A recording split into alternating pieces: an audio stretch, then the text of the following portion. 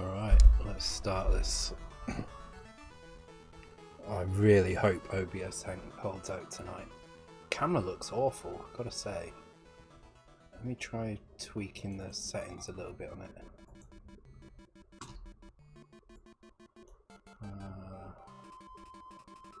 I mean, it's supposed to have anti-flicker, but it doesn't work, so...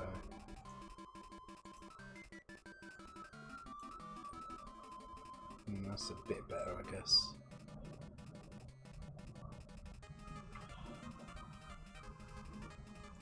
Oh, stupid thing. Well, I'll have to do, I guess.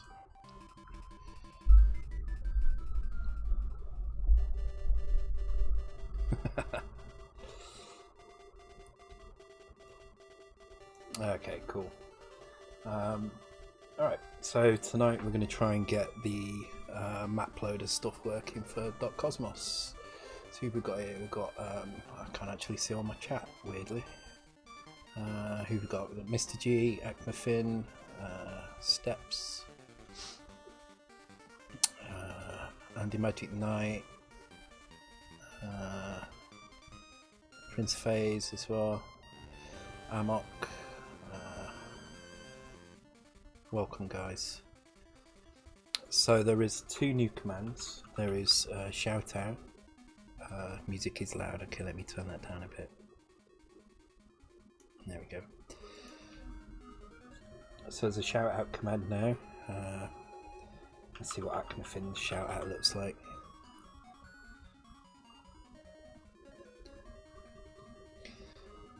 So that's a moderator command.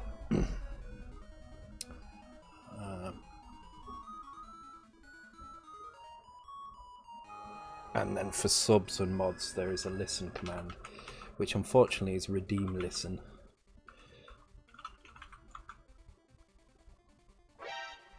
Which will ping in my ear. So I notice it, because I won't notice if it's just desktop sound, so it pings out of my ear. And that's for subs and mods. I've limited it for now. To those and for 1 minute cooldown. Oh yeah, and I've created shimmer shillings as well, which I think you can do some stuff with. I think there is a gamble command or something. No, there are some commands. It's the CloudBot stuff. So, and I think you get awarded it over time. I don't know, I haven't set it up properly yet. But I had to activate loyalty points for just for the redeem, so otherwise redeem won't work. So I spent a little bit of time today messing around with CloudBot. I moved everything over to CloudBot now, so all my commands are on CloudBot instead of Discord. Text a bit bigger, yeah, sure. There we go. Weirdly, it makes the entire UI bigger as well in this, which is I don't think there's a way of just doing the text. I think it just does the whole thing. Hopefully that's alright. Yeah, you can do that, but I won't see that in my chat panel that I have on screen here. So,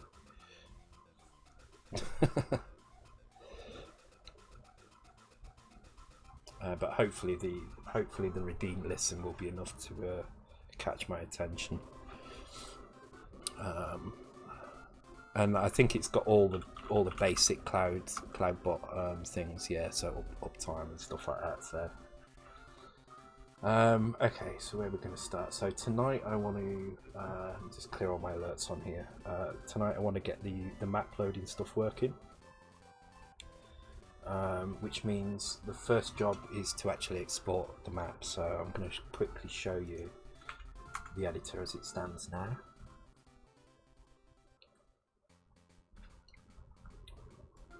So this is my little map editor.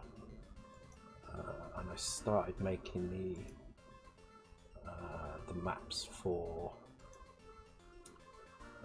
.cosmos, which is in my projects folder. It's in GBA, it should be GBC really, but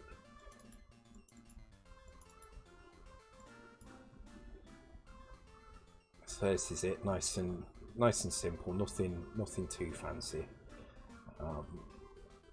Just enough for me to be able to draw a fairly decent rate, and it's slightly better than the one I actually used to make. I do develop. I have got a 40-inch. Is it 40? No, 43-inch monitor.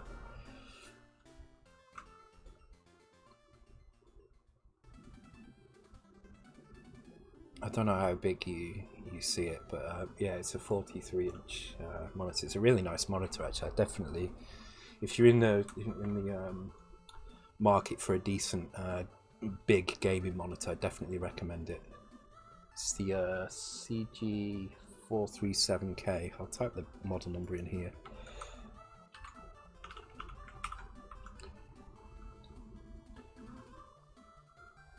Okay, cool. So I've done a little bit of work on the map. There's still a few things I want to add, but I think I've got most of the basic tiles that I need.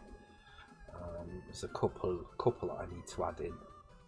So there's another kind of brick type that I need to add.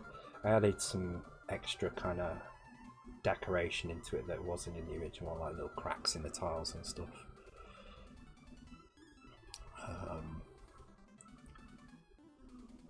Is your map Gameboy?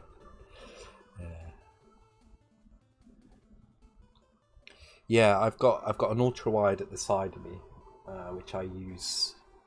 It used to be my gaming monitor, but it makes quite a nice little kind of side monitor for websites and things like that. So, okay, so a few things I definitely need to be able to do. I need to figure out at some point is I need to be able to animate these flames here. I'm probably going to change the graphic for this, but I definitely need to be able to switch between these characters on the fly. So I need to figure out how to do that, what the best, most efficient way to do that is. And it's also probably going to involve flickering these as well to give the illusion that they're lighting up.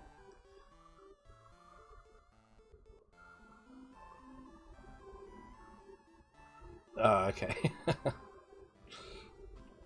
It's a good monitor though. I definitely recommend it if you're after a good gaming monitor. And here as well. So I need to animate these things to the side. This kind of what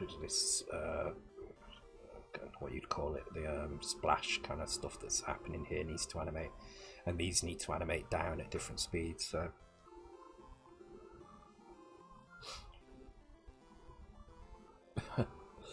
okay, so hopefully if I export this .cosmos assets and export it there, I did do some tests the other day and it did look pretty good. So let's just have a look. So we've got an export here,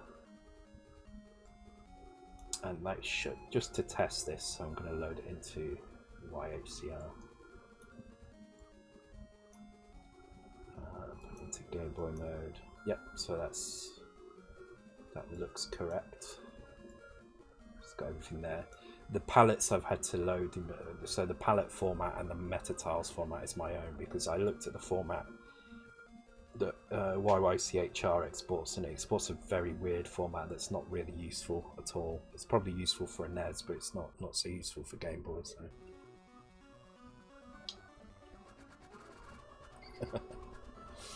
Yeah, moderate yourself, man. Okay, so that's exported quite easily. I did do some tests with the palette importing because I had to check that my palettes were working. So I took the original code that I had, I changed the routine for the palette a little bit. So instead of loading in individual palettes, it loads the whole palette of 8, 32 colours, 8 banks of 4, which is what it's doing here.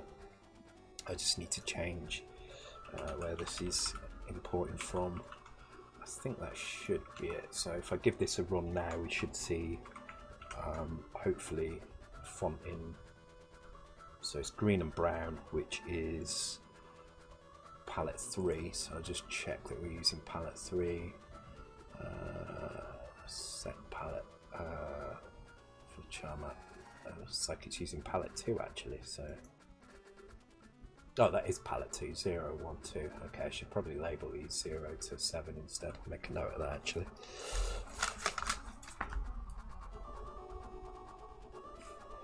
Label palettes from 0.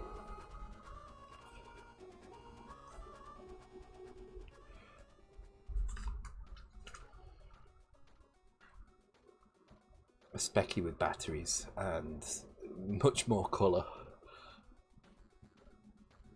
A nice colour as well. I mean, we can certainly make this specky if we go into the colours and pick really garish versions of yellow and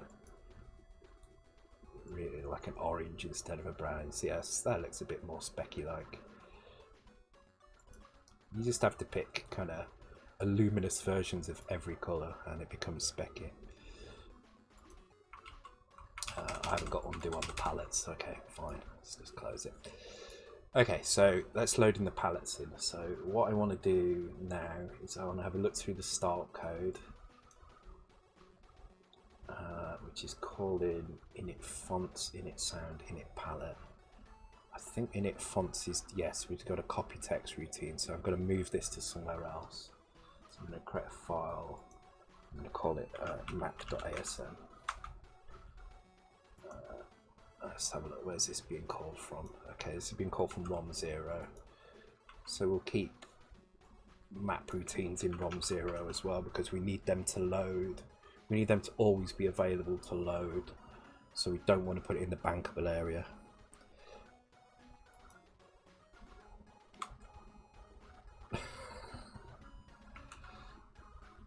You're seriously creating a game in ASM? Yeah, I'm creating lots of games in ASM. Welcome to the stream, Fred Holman, and welcome to the stream, Sin Lao as well.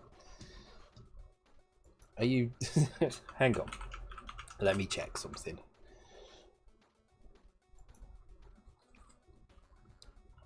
So this map routine is basically, we'll pass a value in from 0 to whatever, and it will return... oh, come on. Clickable, please. Okay, it's not working at all. Oh, yeah, it is. There we go. Loyalty. There we go. Settings. Loyalty system enable. Points for interval in minutes. Okay.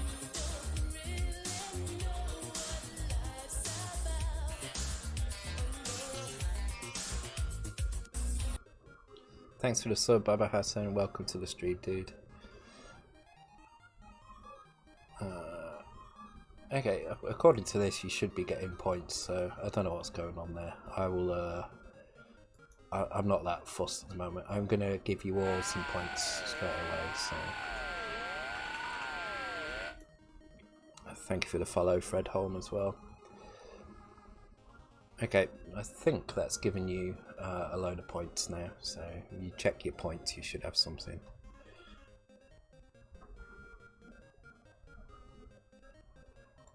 Okay, so the map routine is what we're going to put in here. So I'm going to get rid of this copy text stuff in here. Oh, it's give you that automatically because I gave you 1,000. So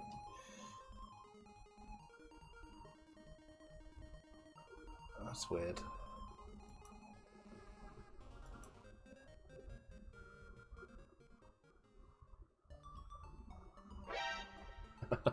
Okay.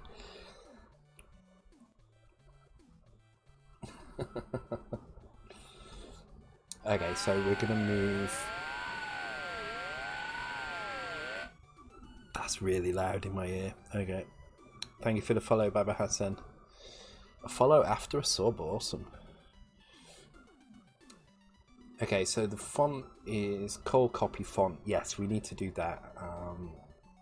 Which I believe is Call Copy Font. Where is Copy Font? loader here, so that's also in ROM 0, so that's fine.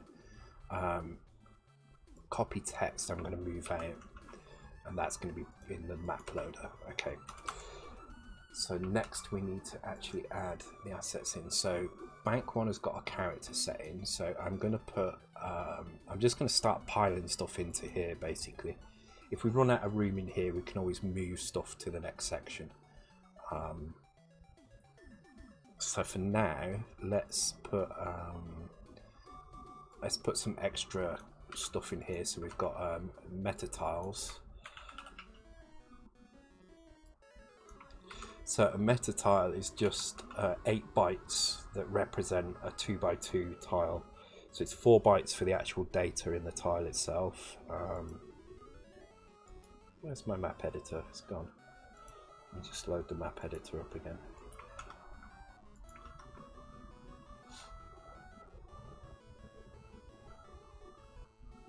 Yeah, it's got a 1-minute cooldown.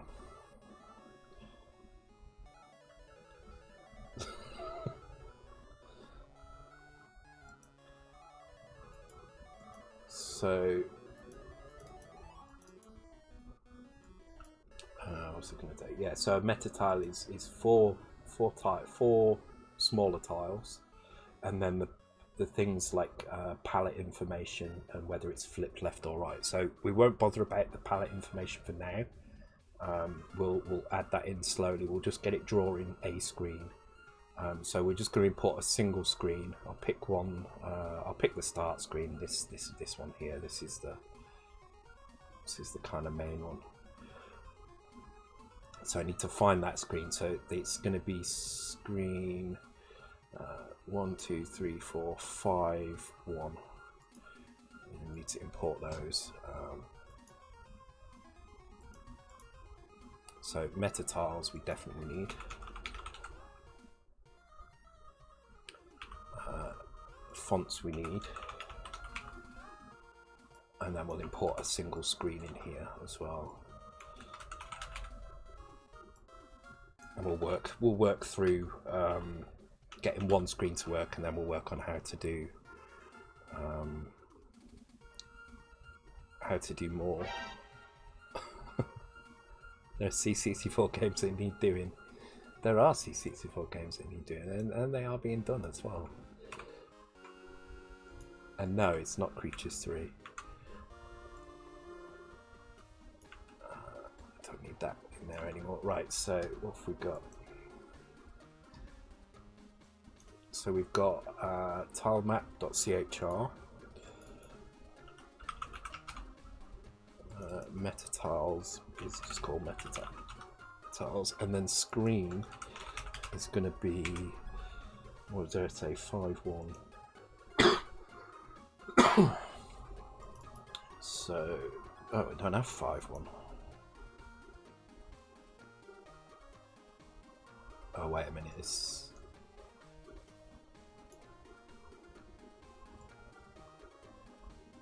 Oh, because this is 0 here. It goes from the corner, so 0, 1, 2, 3, 4, 1. So this one here.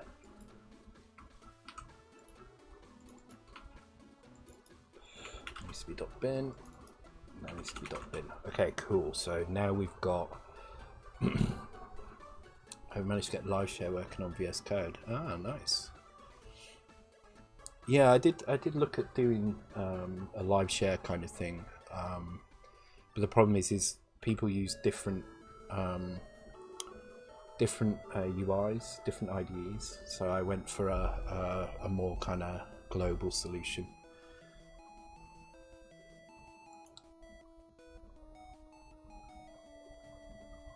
Okay, so we've got 3 things loaded into the thing here.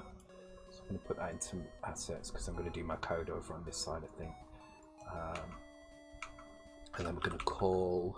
We'll keep this scrolling around because this is kind of nice to see it moving. Doesn't really matter. But we'll call map draw, which we'll put here. And we'll start simply just by reading in the data from the map and drawing it to the screen. just as a single byte. So we'll just pick a single character out of the font and put it in there, but spaced out as it would be with tiles. And then we can expand that to tiles. So first of all, I just want to look at the map data because I've completely forgot how to set this out now. So this is our first screen, which I'm hoping, yeah, that looks correct, I think. So I'm just kind of looking just to make sure that the data goes the correct way. I think it does, so that looks fine to me. Okay, so I need to remember how on earth this works now. So we're not going to set anything on the palette, and we're not going to set anything on the chart, so I'm just going to comment those out for now. What we are going to do though is load accumulate with a value in D. So this is just filling the values from 0 onwards. Okay, so we need to load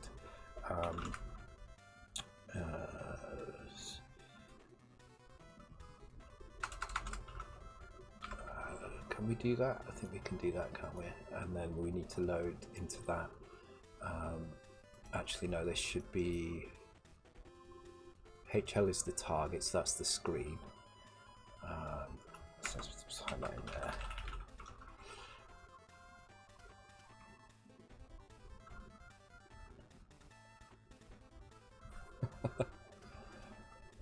Having chat write your code, genius. No, yeah, just put it in read-only mode. Honestly, it's I considered that, but it's yeah.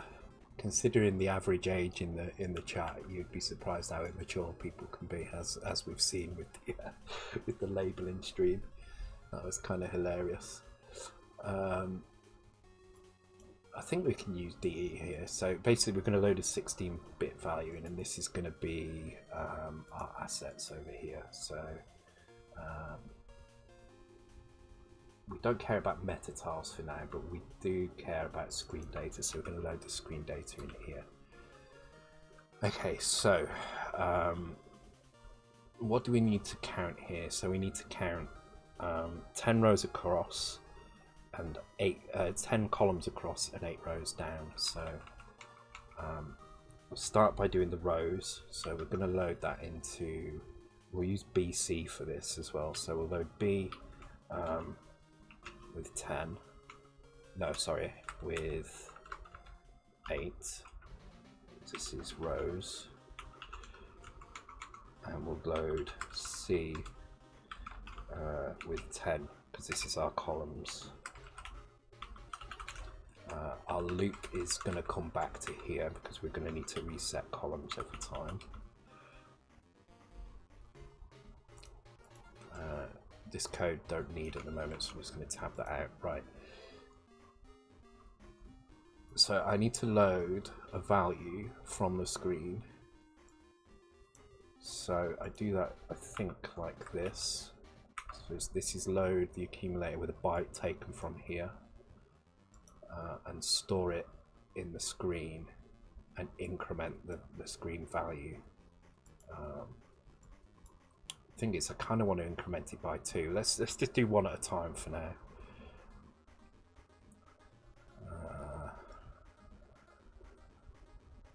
Yeah, okay, so if I hang on, think about this.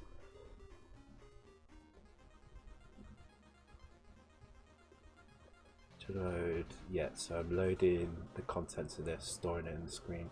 Thing is, I'm not sure. I mean, this is nice, but I think I need to increment it again because I need to go across by 2 each time. So I still need to do that anyway. I definitely need to do that to grab the next byte. So okay, so now I've got a byte, put it to the screen, move the cursor along twice. Once because of this, and once because of this. Then I've incremented the screen lookup by 1, and now I need to decrease the value in B. I think I can I do that? It's funny because I have no idea what I'm doing. And then I guess I can't compare. Can I compare directly, or do I have to? Oh my god, this is so bad. Let's have a look. Let's bring up the RGBDS instructions, I guess is the way to do this.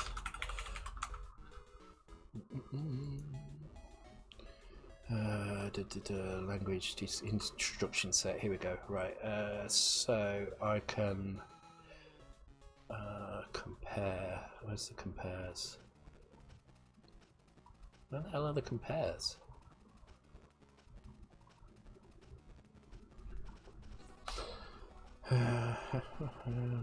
Jumps. Jumping carry clear. Seriously?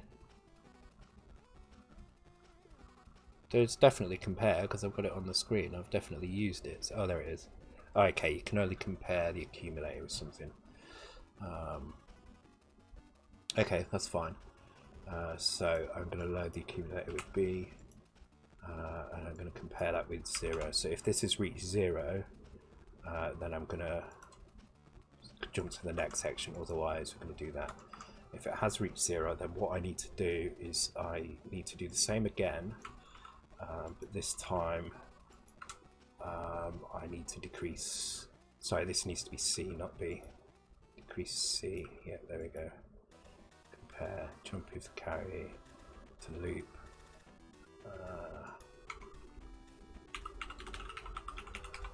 In a loop actually, and then this one to loop, so this decreases if this hits 0. But before I do this, what I need to do is I need to increment the screen counter by a certain amount. So the screen is 32 characters wide. We'll have moved 20 across, so we need to add 12 to HL. So how can we do that? Is there a, please tell me there's a real easy way of doing this. So can you do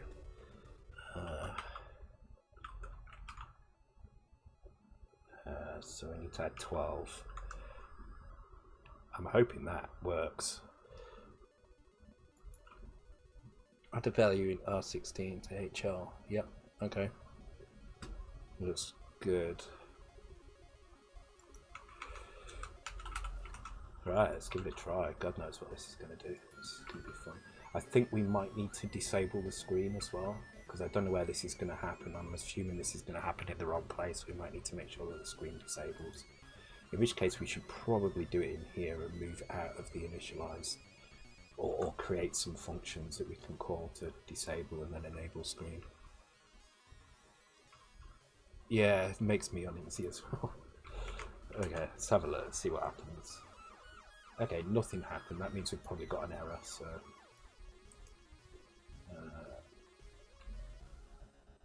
unknown symbol map draw. Where's the error?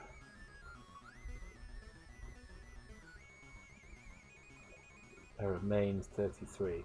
Call map draw. Map draw here. Oh, because I need to import it as well.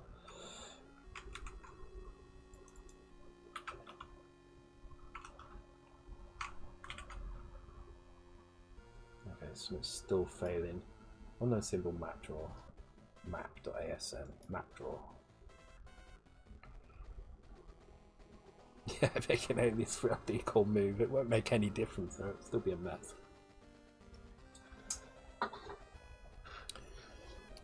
I think these tunes are just going to repeat after an hour. Actually, I'll just leave it going because I think it's going to jump into I think it'll jump into like SNES music or something after that. So, Municipal map draw. Okay, so loader works, which is this one. Map ASM doesn't work for some reason. Map draw is there. Copy from. Did I just not save the files or something?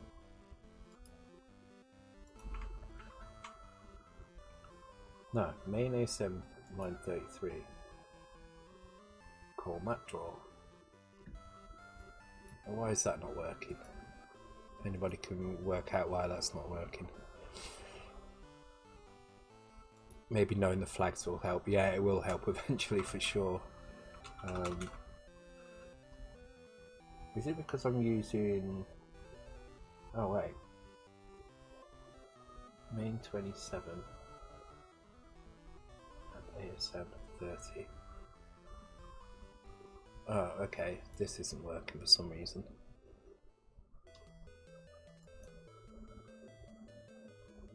Add the signed. Okay, so do I have to? Oh, register. So it needs to be a 16-bit register. Seriously? Can it not be? Okay, so this doesn't work because this needs to be a 16-bit register. So we're using B, we're using C, we're using D and E, and we're using HL.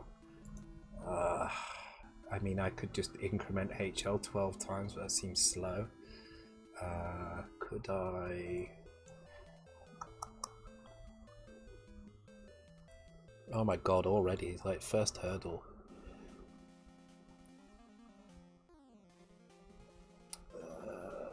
I'm just trying to look through the add functions to see what there is. Yeah, doing some things is just ridiculous. So do I seriously have to do the add myself? Is it that stupid?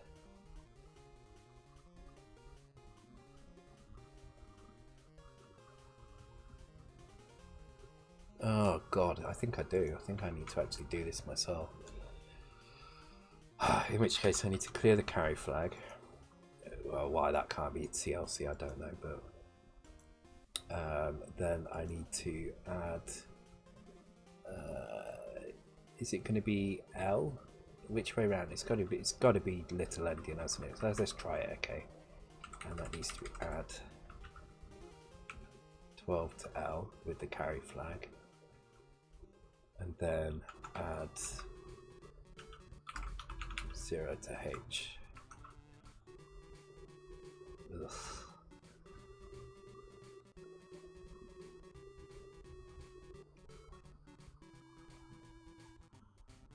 Yeah, okay. I think that's right. Don't like that. No, something's still not right. Line 31. Oh, are you kidding me?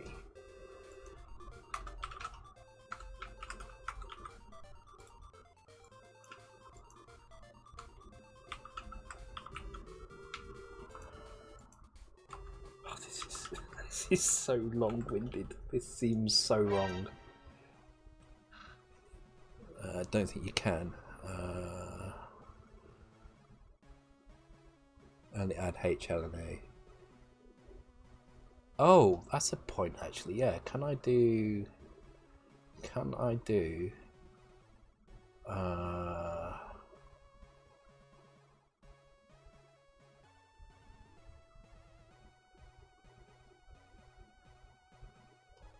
Right. Okay. So I think this will work, but I think this can be done quicker. So I'm just going to see if this works, and if this works, I think this can be done. I think this can be done quicker. Okay, so it's loaded something, but we're not seeing anything on the screen. So let's have a look and have a look what's actually in the video then. Okay, so our font is kind of partly loaded in. It seems blank up here though, so I think, is this our screen area? No.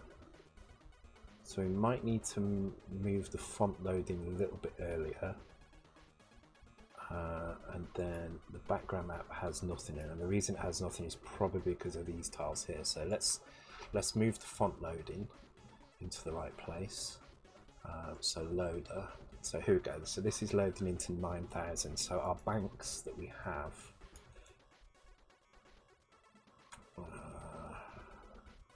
Vram Viewer. Okay. So we have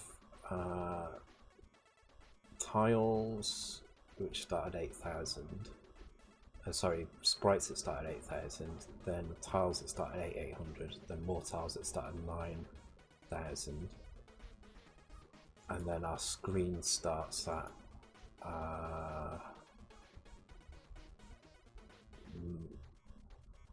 9 9C100. Okay, so let's move this down to A800.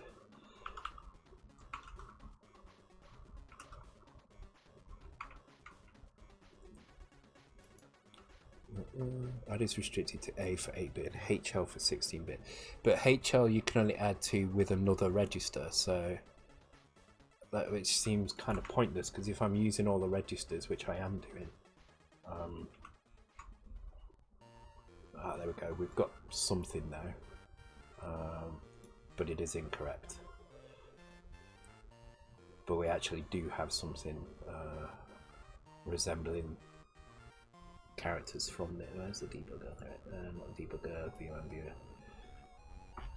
Okay, so everything's loaded in there correctly, but the BG map is just filled with this value. So let's just put some. I'm just going to put a character in here just to see if we can fill the screen with a character. No, okay, so we're not right into the right location here.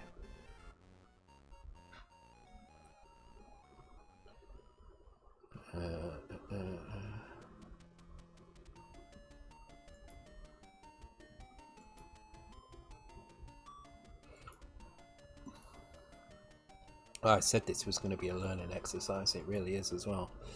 Okay. So this is the screen that we're loading to. This should be going through and adding a single character to that screen. Maybe we're pointing. That's a good point actually. So in our initialize, where is it? Not that one. Here. Okay.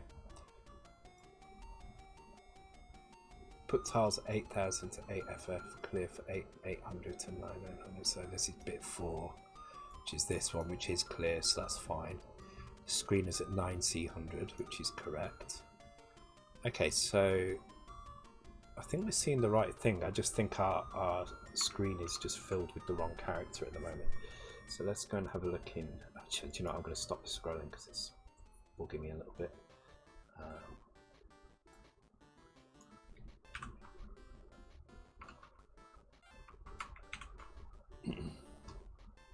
Okay, so we have a look in the Vram Viewer. See, the background map is there. That tile is, I can't see it on there. Let me have a look in here. It's the ladder one that is showing, which is, where is it? Oh, it's there. Okay, so that is tile 128, which kind of makes sense. Which would imply that it's pulling that character from the wrong place. There's this one here, 9000. And this seems like it's filling the map with something different. So just gonna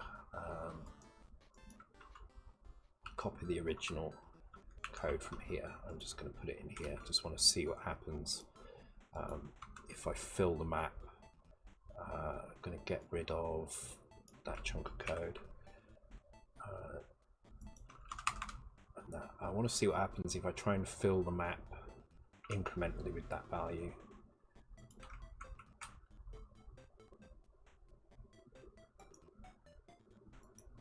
No, see, it's showing the wrong character completely there. Let's try putting the character attributes back in again.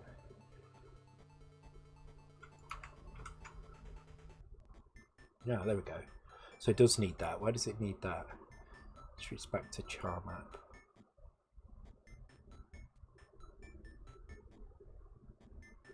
Okay. So let's do that. Let's grab that from here. I'm going to keep that in there and comment that out. Yeah, no, I get that. And it is kind of awkward that these things have been, oh, I already had it there. It is kind of awkward that these things have been taken out, but it's fine. And I think this is more about me just getting things wrong at the moment. I'm gonna try turning the screen off. I have a funny feeling that I'm trying to do stuff while the screen is on and I shouldn't be.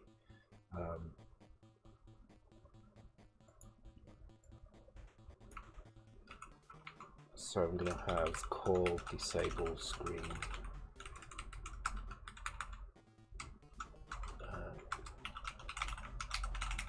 Put that here.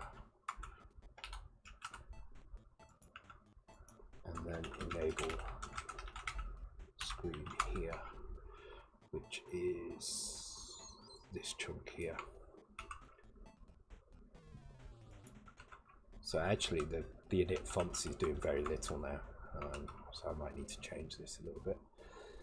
And then we'll do that here. So we'll do call disable screen, call enable screen, because you can't actually change anything in the VRAM while the screen is enabled. So that could be why we're seeing issues there. Okay, so we're getting white now, which is, I mean, it's a difference. But there we were seeing a full thing written.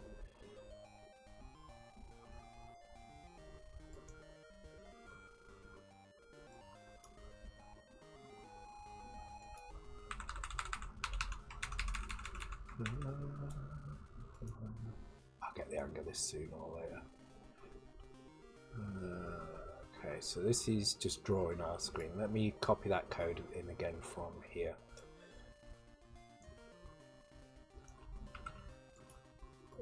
So this is going to be my little debug code. I just want to make sure it's drawing the right things on the screen. So I'm not seeing anything on the screen at all. Oh, and now we don't have anything in the VRAM. Okay.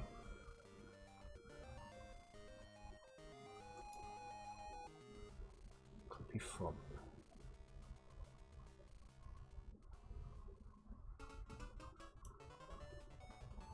What?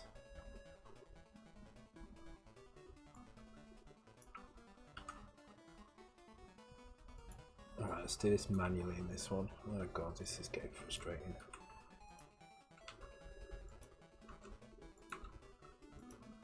Let's see if we get back to where we were. Okay, so that's drawing. That's actually drawing stuff across our screen, which is good. That's what we want. And we're not actually having to call the disable LCD directly either. Just move that down. That's the code I want to copy. So just keep that returning there. So I think this routine is wrong. So I'll go through that in a second, because this is working fine. What happens if I take the attributes out?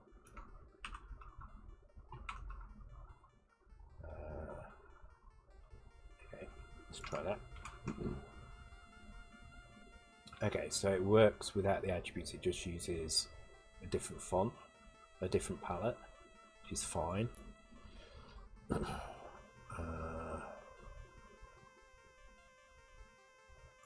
What happens if I turn that off? I turn the attribute off completely. Don't know why that ran twice, but that seems to be working. I've got to keep checking for errors as well. I really need to figure out how to prevent it from actually running if there's an error. There must be a way to do that. I could probably do it through the batch file. I'll play around with that next time, I think. Okay, so this is actually filling the screen correctly. So let's go back to our other code.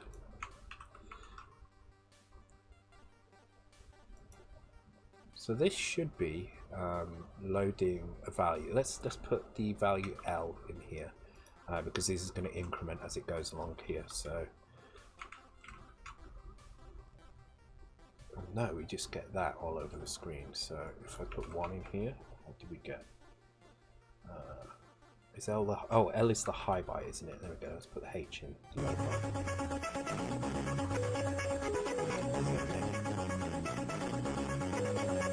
Ooh, that's loud.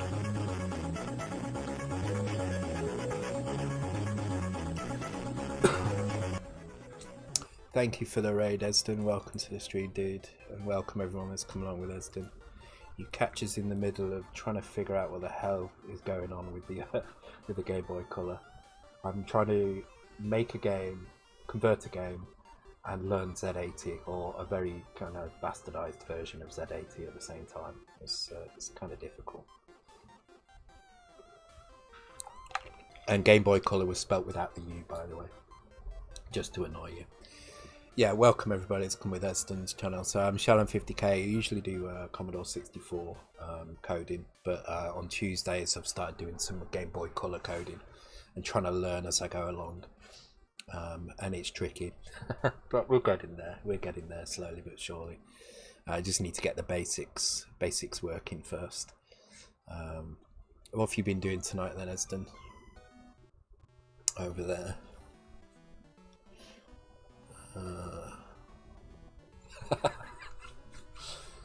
I'm gonna make a load of chat commands that use the word colour but without the U, and a command that if you type colour with a U it corrects you.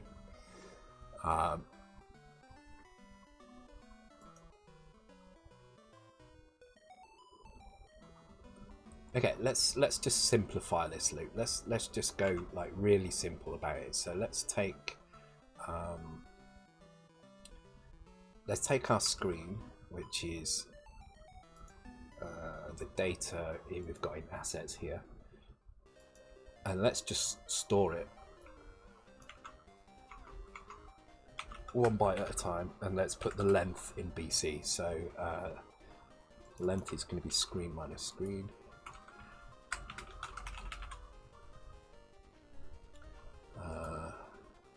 And then all we need to do is load accumulator with a byte that's at DE. You can tell I do 6502. Doing some design work on a tool for digital hardware interfacing called Glasgow. Okay. Oh, thank you for doing the shout out, Hayes. So yeah, finally we got the shout out command working, so cool. It's hardware that allows you to interface arbitrary digital interfaces over USB. Ah, cool. Interesting. I'm going to make updates to the hardware. Yeah, definitely. I'm going to check that out actually. Let me add you. How can I add you? Can I do it from here? No, you don't. Yeah. Oh, that's a friend request. Well, I'll send you the friend request anyway. It doesn't matter. It was meant to be a follow though.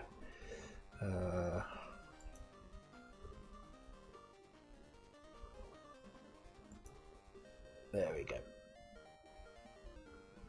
Follow. You got a follow from me there. I'll check that out. So yeah, thank you for the raid, dude. We're doing nothing quite as complicated as that. Well, I say we, it's me just struggling along.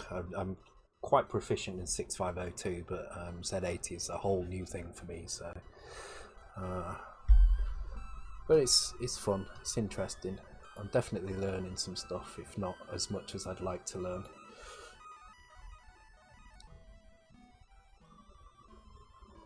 Oh, there we go.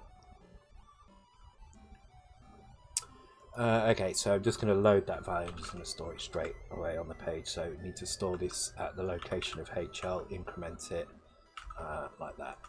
We do need to increment DE, and we do need to decrease BC. And then when BC hits 0, we know we're finished. So the way I'm going to do this is I'm going to load accumulator with B. I'm going to OR accumulator with C. And jump relative if, I think I've been doing this here as well, haven't I? If non-zero, I think I can do, can't I? Yeah, okay. Like that, there we go. So this is just going to copy everything from the screen, from the screen file directly into video RAM. It'll give us a good start to see what the hell's going on. Okay, so that seems to have worked. We are getting some data here, and this is no longer random data. This is actually pulling it in from where's the background map? There we go. It is actually pulling it in from the file. and you can see it is 64. It is about 80 characters long, which is correct because that's how many tiles we've got. And if we just have a look at the map on here, so we're trying to do this screen here.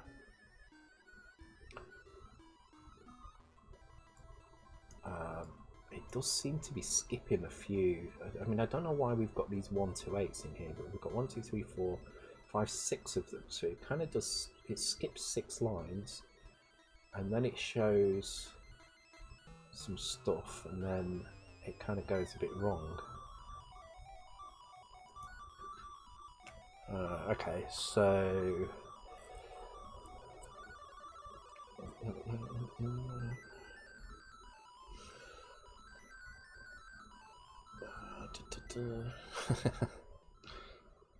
so we are actually displaying stuff on the screen, and it does seem to be displayed in the right order. So I wonder what would happen if I was just to replace this with D and change this to 0 and then increase D. Is that, first of all, is that going to compile? Because I don't actually know. Oh, it has compiled.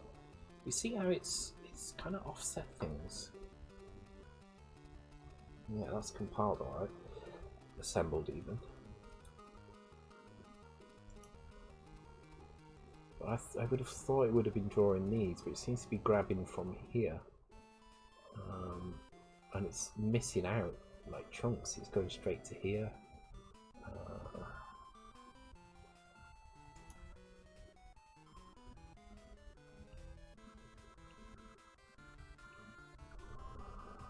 What am I doing wrong? Flu bits. No, there's no flu bits on this. I should set that up actually. I've not got it set up at all in this, so I will do that at some point. Hey Zork, welcome to the stream, dude. Thanks for the shout out there as well, Hayes. Okay, what the hell is going on here? Could this be just because what we're seeing is actually this makes sense? What we might be seeing is it can't copy because we're in the middle of the screen. It can copy here because we're over here in H blank.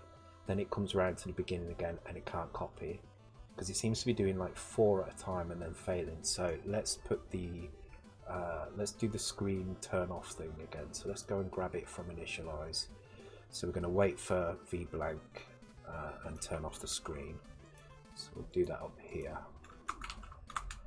And then we just need to turn it back on at the end again. So I reckon that's it, you know. Which is just something I'm going to have to get used to doing, is turning the screen off for these things. Yeah, come on Zork, do some Commodore games, you know you want to. Do some Commodore demos, you'll really enjoy messing around with the VIP. It's a fun chip to play with. Ah, there we go, that looks better. So now it's actually writing the right thing, but now it's grabbing from the wrong bank. As you see, it's drawing the ladder. So we didn't need to turn this off. So the reason we need to turn the screen off is on the Game Boy. I don't know if this applies to other Nintendo systems, but on the Game Boy, if the CPU is in the process of drawing, or the PPU, sorry, is in the process of drawing anything in the screen area, or even setting up the sprites, which it does at this location over here, then writes to the screen will fail, which is why we're seeing this weird kind of character. This is obviously the default character. Although why it's offset, I'll explain where it's getting that from in a minute. So what we have to do is we have to either turn the entire screen off, or we have to wait for v blank. So I'm just doing it by waiting for v blank at the bottom and turning the screen off. Sorry, you can wait for h blank, so you can wait for it over here.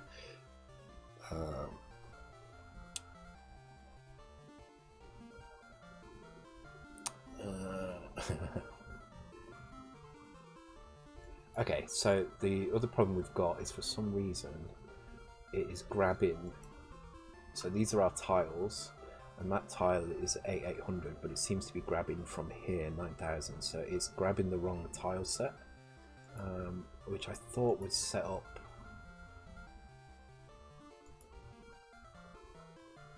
I thought it was set up in one of these values, but it says here, look, 9000, so this is wrong. Just need to go and fix that. Thank you for the follow, Evo Encarnacio. Welcome to the stream, dude. Hope you're doing well. Okay, so... Oh, let me fin. Are you just redeeming... What ASM is this? What do you mean? What ASM is this? GBZ80, you know that? Oh, okay. Oh, what assembler is this? This is RGBDS. Retro... Was it Rednecks? Oh,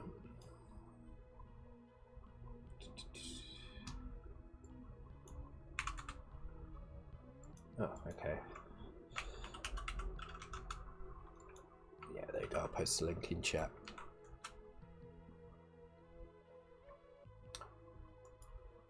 It's 404, yeah. RGBDS, yeah. It's weird. After doing 6502 Z80 is so strange. It is really strange, but I'm getting there slowly. I just need to work it out. That's all. Okay, so we need to figure out why it's selecting the wrong bank at the end, the tile bank. So bit 4 to put tiles at 8000 to 8FF, clear for 800. So that should be this one, but I think 8800 to 97. Oh, am I just putting the tiles in the wrong place? If I move the tile loader, so this is the loader.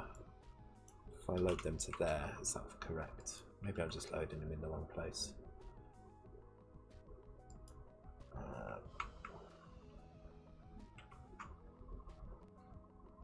Okay, that looks better. But now I need to make sure it is actually using the upper values as well. So I'm just going to start at 128 and just make sure it looks like the original again. See, we're not seeing anything there. So it fails once it gets to the upper 128 characters, then it fails. And it's failing because in VRAM, where is it, options? I'll get used to this. There should be a shortcut for that. See, it's not putting anything here, and it really should be putting stuff here. I think these are supposed to be tiles 128 onwards, so it kind of gets muddled up here. So if you start putting them at 9000, it puts the second half below it, which is really bizarre. Really bizarre. So maybe I do need to load them in, but in halves. So if I just load the first half there, and then the second half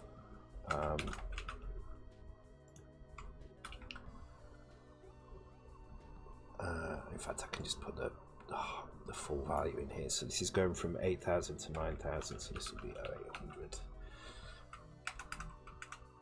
And then I'm just going to copy that. I'm just going to do exactly the same again.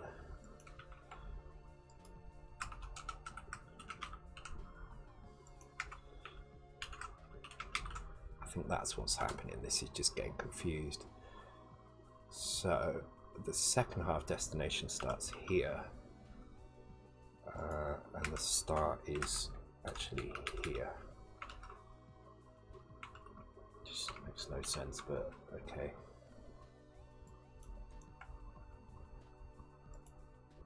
No, it's not put them in there at all.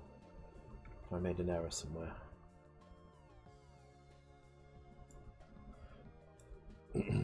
Hey Stuart Hurst, welcome to the stream, dude. Oh, okay, copy font loop 1. Okay, so this is the other thing you can't do. in RGBDS you can't have multi-labels like we do in Kick, so you have to make sure that you deal with that. Really need to get this compiler working,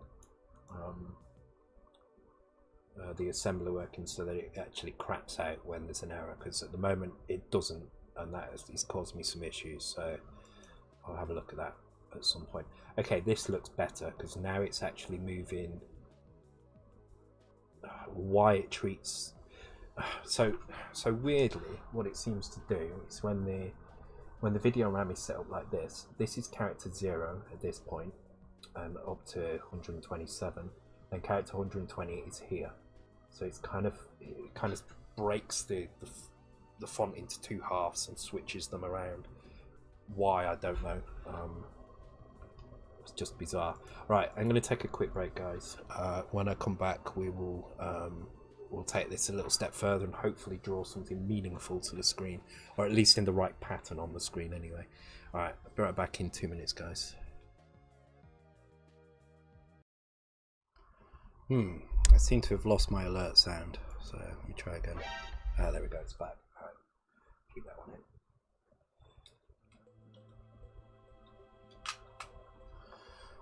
Right, okay, so where are we at? We've got the right characters being drawn in here, but nothing on the screen, and that's because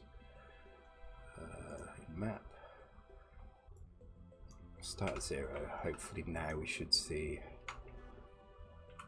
the right values being drawn. Right, we do. Okay, so what I'm going to do first is, I mean, the font is awful here, the palette is awful, but I'm not going to worry too much about the palettes right now.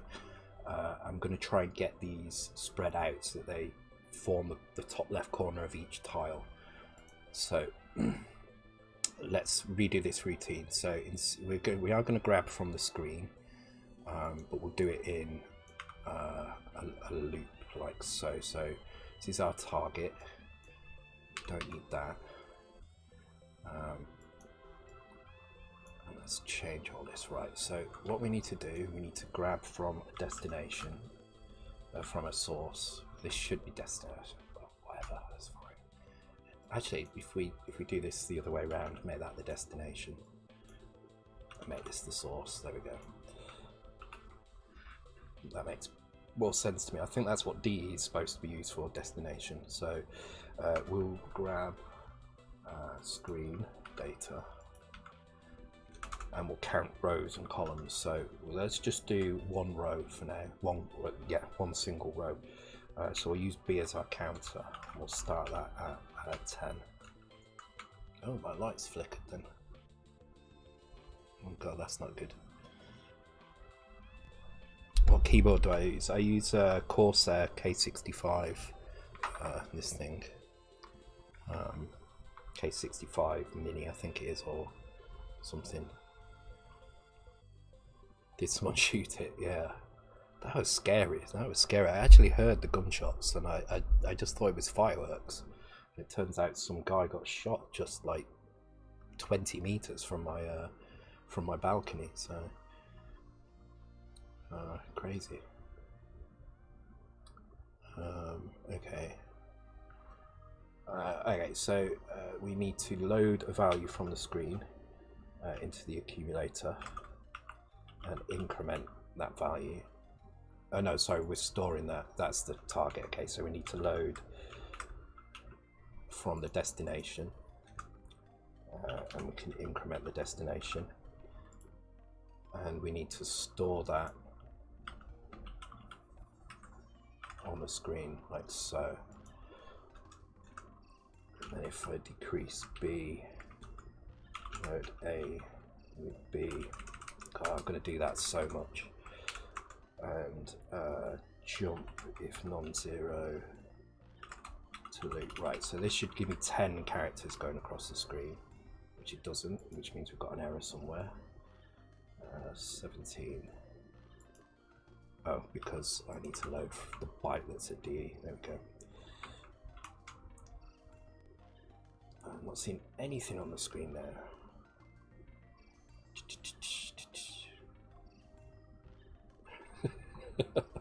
It's not you in keyboard.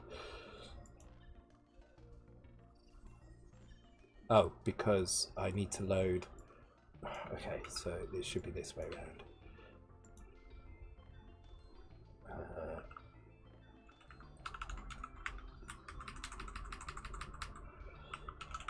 Load to our destination,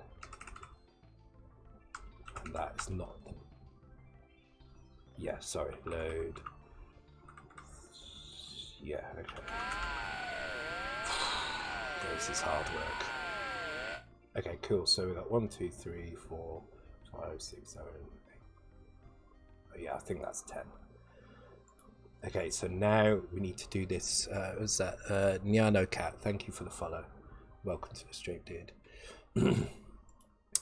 Okay, so we're drawing just a row of 10 characters. Now we need to space them out so they actually space out 2 at a time. So we'll just do 2 of these because we can't add to DE, we can only add to HL 2 at a time. So maybe this should be the other way around.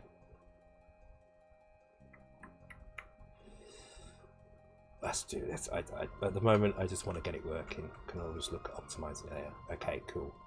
So now we've got 10 characters going across the screen, representing the top left corner of each. It's this basically.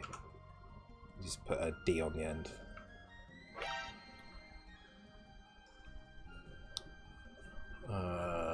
Yeah.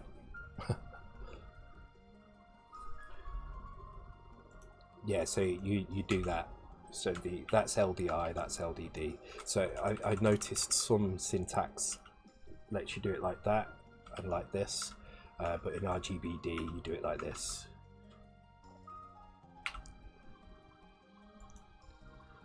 I've done some 6502 assembly, but it's still at present. Yeah, me too. 6502 is my bag really, so just LDD, no operators.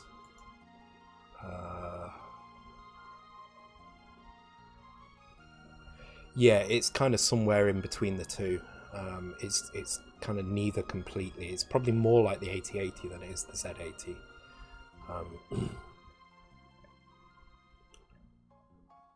Okay. No, I don't think that is that. Well, load DEHL. Oh, it loads HL. Let's try it. Let's see if that works, right? So this works. And we get, so if we can do the same thing, because it's all a learning exercise. So let's switch these 2 around. And let's just get rid of that for now. And let's try doing, I don't think it's going to work directly, but we maybe can do it like this.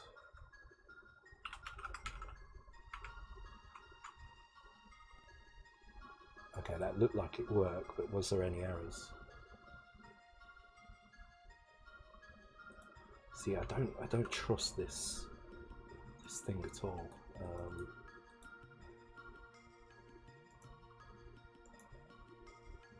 Oh my god, is it creating a new task for each one? No, it won't let me do that. Okay. No, it won't let me do that, I don't think. It doesn't seem to have that command. Let me check in the where was that list? I had a list of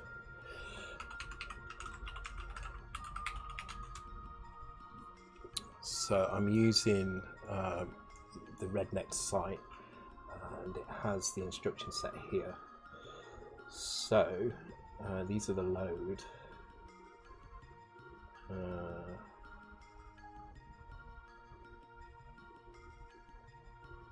Doesn't seem to be anything like that.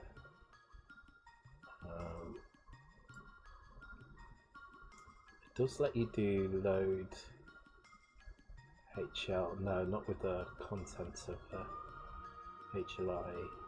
Yeah, so these are the ones. These are the commands. That's the closest you get. I don't think there is an LDD. I think there is there is this weird kind of mishmash. So we are going to have to do it this way. But now I've switched those around, so what I'm going to do is I'm going to load a byte from screen, store it to here, and then I just need to increase HL one more.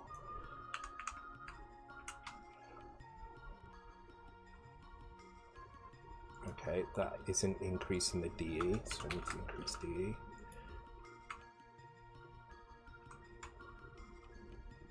There we go. Okay, right. I'm not very good with batch files, so let's just give this a quick try. So this is doing the compile. So how can I pipe the results of this? Let's have a look. Batch file, if fail.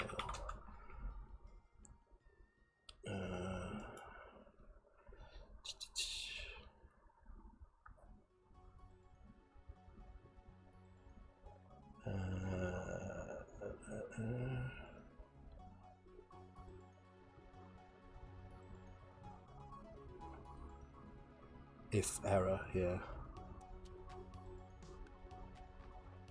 Is it that simple? So if I just do if, so like if I do it here, and then I guess it would be exit with 1 or something, right? So then exit was unexpected at this time. Was it exit error level or something like that? There we go.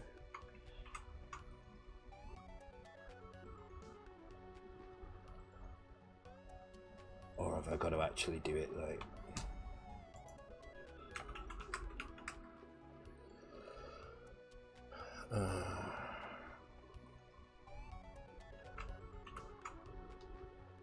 Okay, cool. That seemed to allow it to go through. Now let's add an error in and just see if that breaks. So if I just do LDD there, because I know that's wrong. Perfect. Okay, cool. That'll do. Thank you, Andy Magic Knight. That's all I need. Is I just need that one, just so that it exits when if it fails. Yeah, Windows batch files are awful. I should actually install Windows Linux subsystem on this. I haven't got it set up on here yet. Don't know why. I use it on my work computer all the time. Okay, cool. So with that in mind, what we can do now is we can do an outer loop, and before we go into that we can set C with 0.8. So we're now going to count down the next line, so we can do the same stuff here with C and change this to outer loop. But then here what we need to do is we need to do that stupid add 12 to HL. So I'm just going to test first that this actually works, and then if it works I'll simplify this 1 2 3 4 1 2 3 4, because this is really inefficient. Obviously you wouldn't want to do this normally. Okay, that's definitely working, but actually it needs to add not 12, but it needs to add 12 and then another row, so it needs to actually add 44. So we are probably better off doing this like this. So we're going to load L, load A with L, clear carry flag, add with carry 44, so this is going to be 2C.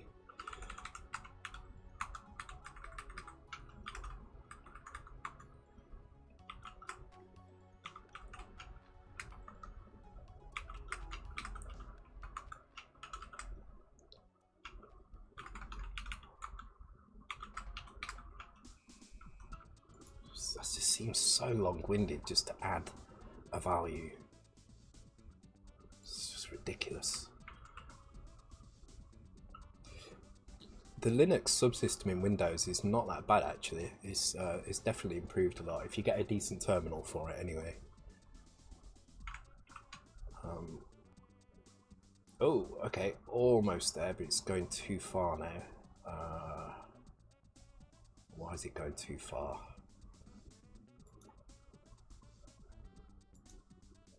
Is it something to do with this carry flag maybe?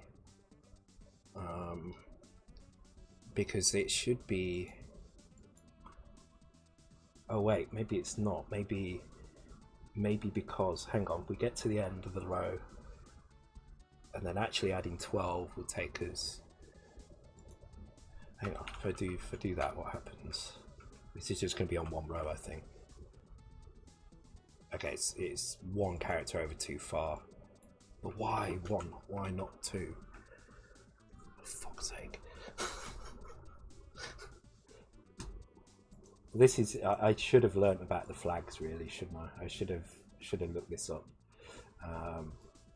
Okay, so what can we do? We can add the contents of HL to the accumulator and add with... I'm assuming this is add with carry. Add the value plus the carry. Okay. But we're clearing the carry flag here, so... When shall we learn the flags? Whenever. Set if overflow. Okay, so we can actually do this without the carry here. And then add it here if we've got it, so... But it still doesn't explain why it's 1 over. But that looks correct now, so that is kind of lined up properly.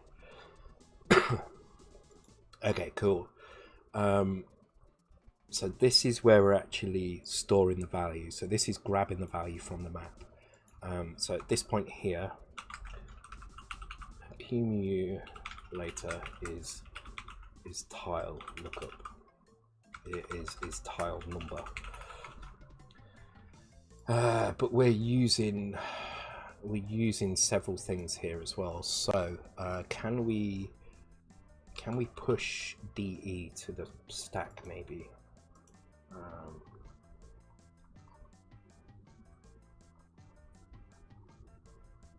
Where's the stack stuff? Because I know the stack is a 16-bit thing. So we can push... Oh, we can push 16-bit register as well. So we can... Okay, we can do that. Okay, good. Push DE, pop DE. Okay, cool. Thank you. Yes, so let's push the yo-yo onto the stack here. We need to grab it back at this point here. But now we're gonna actually load a tile number into DE. So we've got a tile number in the accumulator. We need to turn that into an offset. So so let's load DE with the contents of A. Hopefully we can do that. And we don't. Can we do that directly, or do we have to do one byte at a time? But we have to do 1 byte at a time. Because this is this is GBZ80 and it's a pain in the ass. That's why. Can we load? Yes, we can. No, we can't actually. So we can't load a 16-bit register with the contents of an 8-bit register. We have to load them individually. Oh, for God's sake. Okay.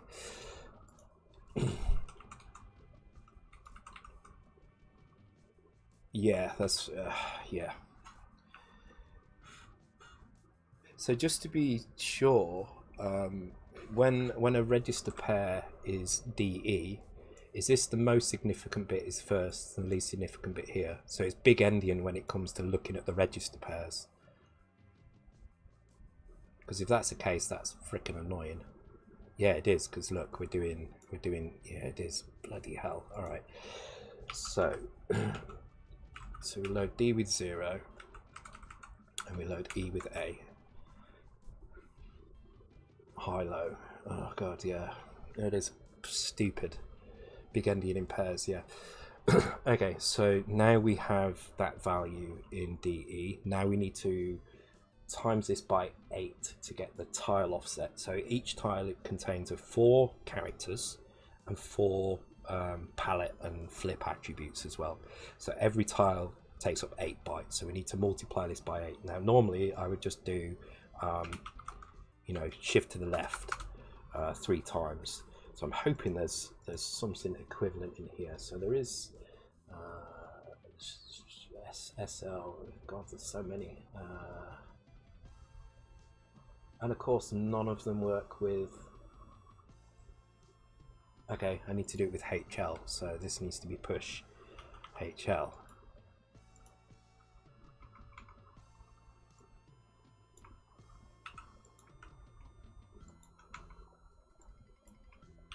Oh my god, right.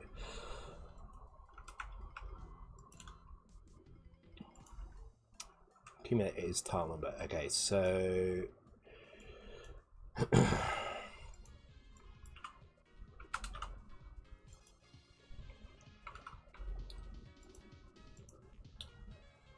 then I don't care about carry, so I'm guessing it's gonna be this one here.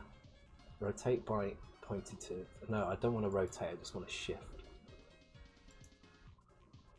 Shift left arithmetic by pointed to by HL. See, I don't want that either. I want. Or maybe I do have to set these bytes and then. Because this is pointing to. Okay. Okay.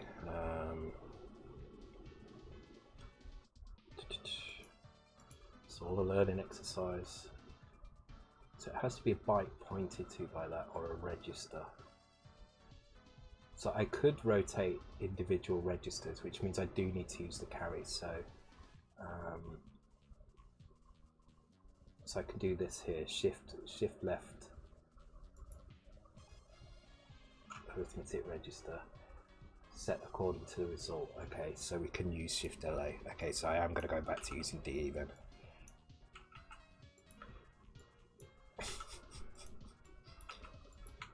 Right, so now what I can do is I can shift left accumulator the contents of E. This will set the carry flag, and so at that point I need to roll the contents of D.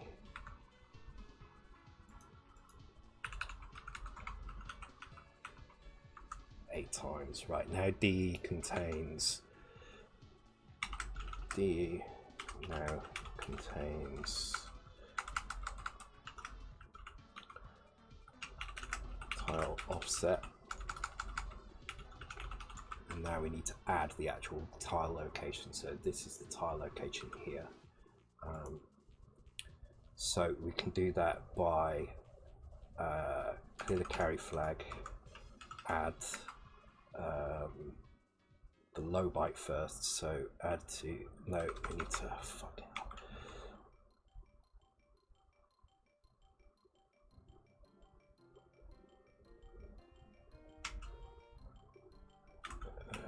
the low byte, and then add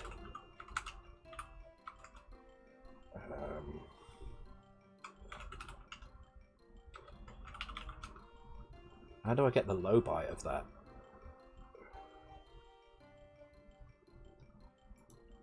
How do I get the low byte of this? There must be a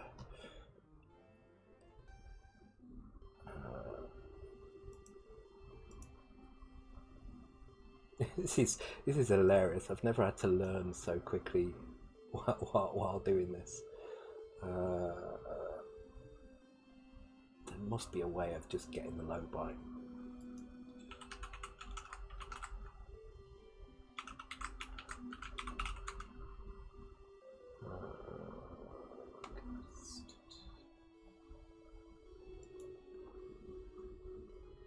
Well, here it is in, here's Q crunch done in Z80, so now let's see if there's anything in here. Is it that? No. If anybody knows how to do, so given a memory address, so I've got this memory address here, I just want the least significant byte of that.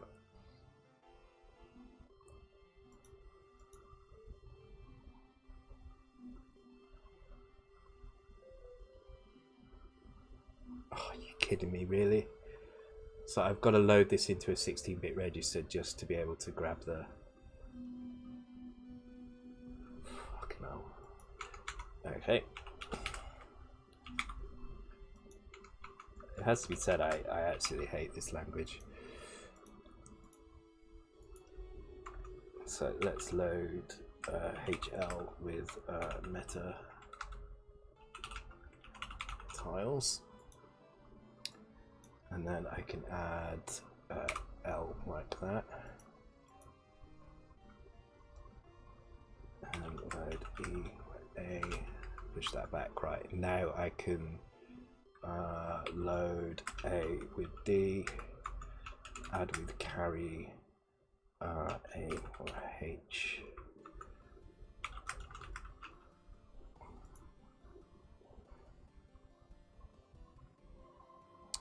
Yeah, but yeah, because the thing is I don't. Yeah, it's a really good point actually, because I don't think this is going to do it based on this value changing, and it's not going to do it. So I think what I'm doing here is kind of probably a bit more than I need to do. So I'm going to get rid of the HL thing here,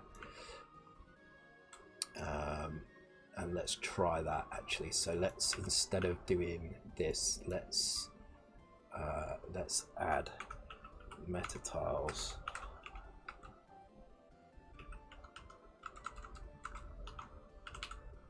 like that, and then here let's add meta tiles. Is that gonna let me do that? Let's put it in brackets just to be sure. We can have a laugh when we compile this anyway. It should be, oops, it should be funny. Okay, so it's failed at line 29, so it's actually failed before we even get there. So it's failed on these bits here. So interestingly, it's done this, but it's not done this bit. And that's because I should be, for a start, it should be rolling left.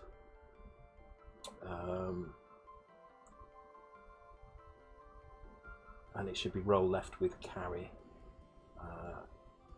Okay, so that should be, Jesus Christ, roll left with carry, roll left with carry, roll left with carry. Okay. That actually seemed to work. What I want to do though is I want to just take a look at what's going on in that thing. So where is our code? So where is this? This is in ROM 0. So this is going to be, where is it?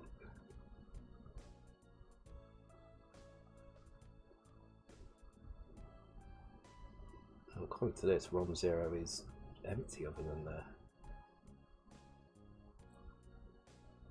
Oh no, there we go. No, these are our, so these are the vectors, these are the,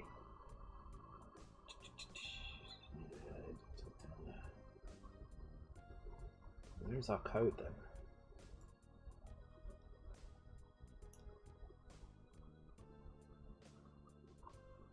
So this is one of the ROM banks higher up, so it's not that, it's in ROM 0, so it should be in ROM 0 somewhere.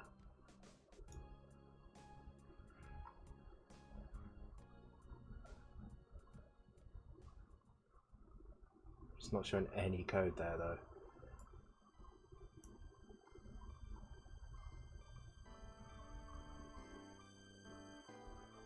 Yeah, that's, I mean, I've deliberately done that because I don't care about setting the carry bit here. Using the carry bit here, I can set it. Whereas this time I do actually need it. I'm just trying to work out where the hell it is in here, because I'm not seeing any code in here, weirdly. It's definitely compiled it because it went through and ran. This is in ROM 0 Mac routines, so I should be seeing that in here somewhere, but I'm not seeing anything. So I need to learn this debugger as well. Doesn't make a lot of sense to me right now. So if you look, this ROM area looks completely empty until you get up to ROM bank 1 up here.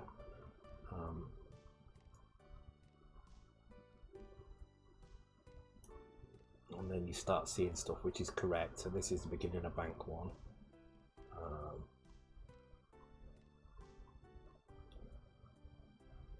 Which is the tile map, which is correct. So 16 bytes of blank, which is exactly what we want. So why aren't we seeing the ROM 0 stuff? Why isn't that appearing? Because it just looks blank all the way along here.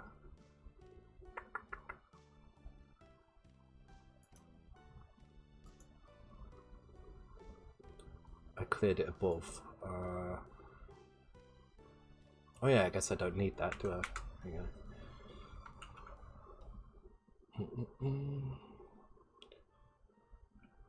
Yeah, I think what I definitely need to do for next time is print this out, so I've got it kind of to hand, because that will help me a lot, I think.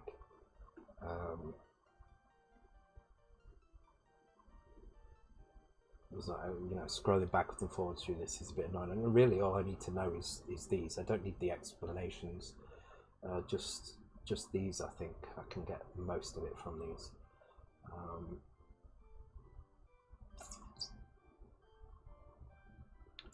But what I do need to do is figure out where the hell that is in memory, because it's not showing that code in memory, which means I can't really breakpoint it. So there's a breakpoint here, I think. No. Like, where is it running that from?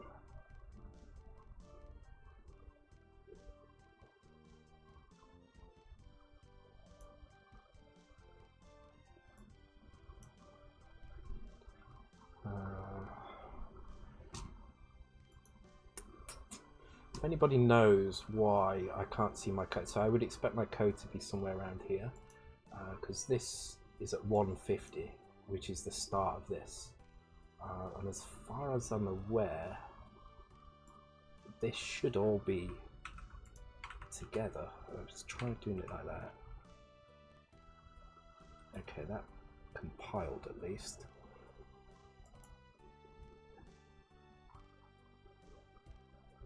Ah, now I'm seeing it. Okay, that's weird. Okay, so let's go through, find the map code. So, oh no, see, there's still huge gaps in it.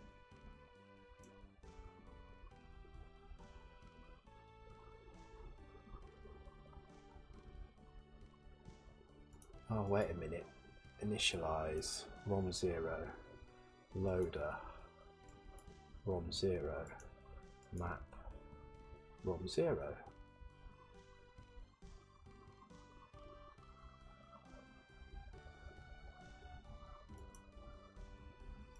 Yeah, what are we seeing here? We're seeing... Okay, so this is our initial... That's this bit here, I think. No, init fonts. That's... Where's init fonts? Actually, if I move these to the end, will that make a difference? It probably includes down there.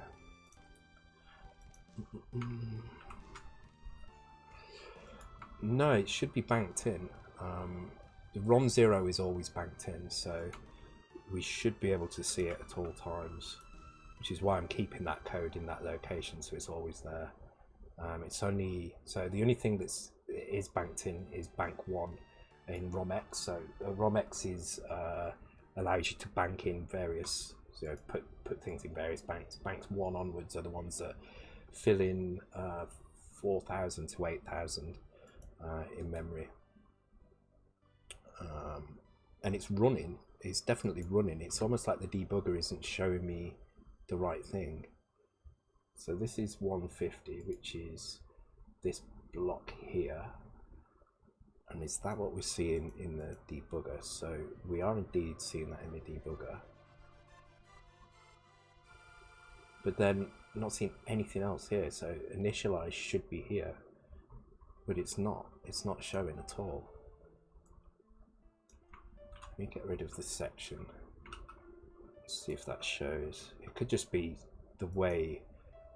It could be something weird to do with the debugger showing something. Only if you've got the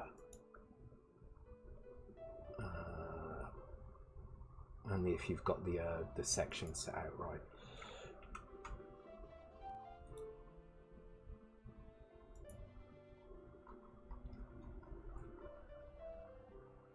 Yeah, see, look, now it's included more.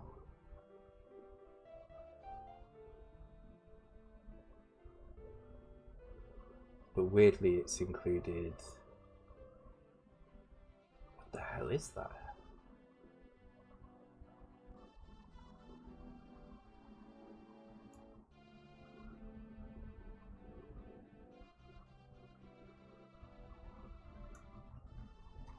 This doesn't make any sense to me at all. Okay, not to worry.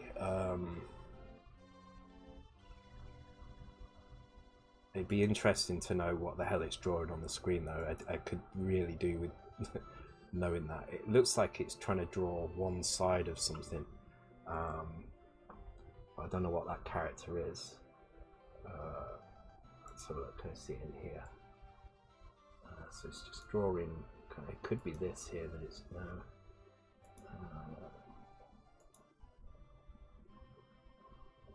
There's nothing in here that's just a straight piece like that.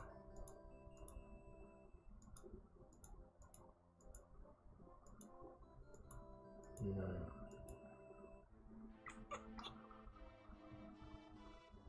Of course, the font could be, the palette could be hiding this as well. The palette could be showing something in black when it's not supposed to be.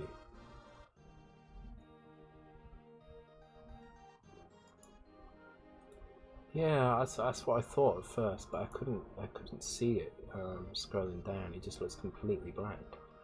I mean, look at this is the memory map. It just looks totally blank. So this is where the code should start, and then it's just blank all the way down here. So I don't know where the hell it's putting it. So there's a bit here, but this is ROM 1, so this is all our tile data. This is VRAM, so it wouldn't be there. It has to be in ROM 0. Two pairs have to be aligned to even memory addresses. God, I hope not.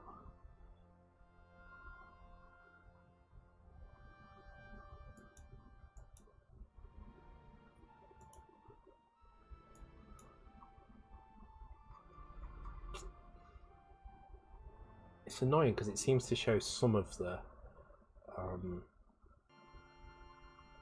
code, but not all of it. Yet it does work, so you know, we're seeing stuff here, so that code is running, and it doesn't seem to matter where I put that. So I'm going to put it back where it was for neatness sake.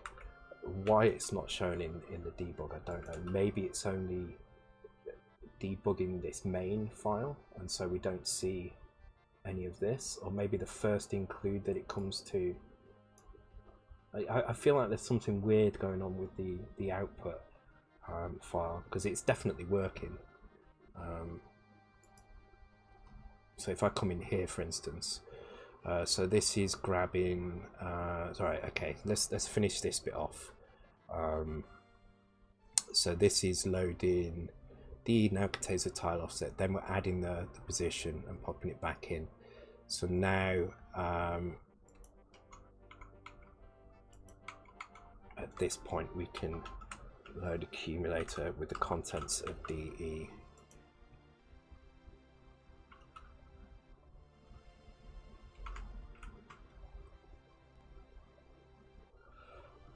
Okay, cool. So if we look at that compared to the first screen,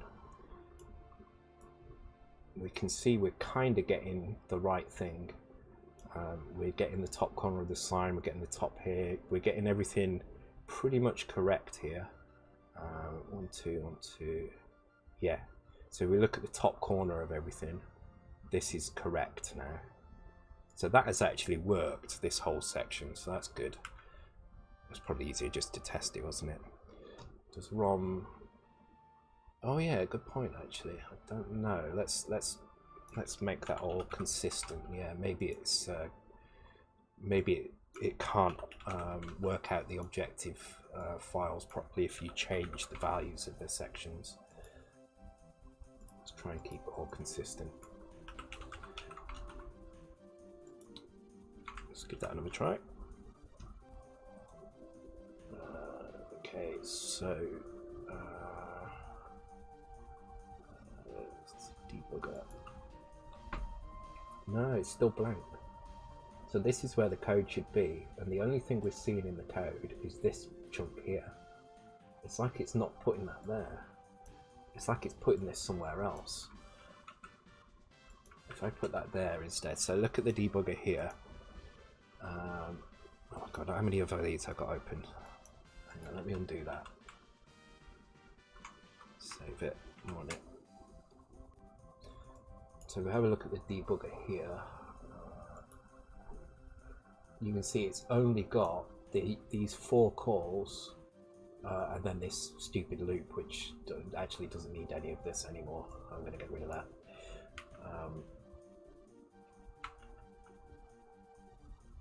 Actually, it does need the main loop. So this is our main loop, but yeah.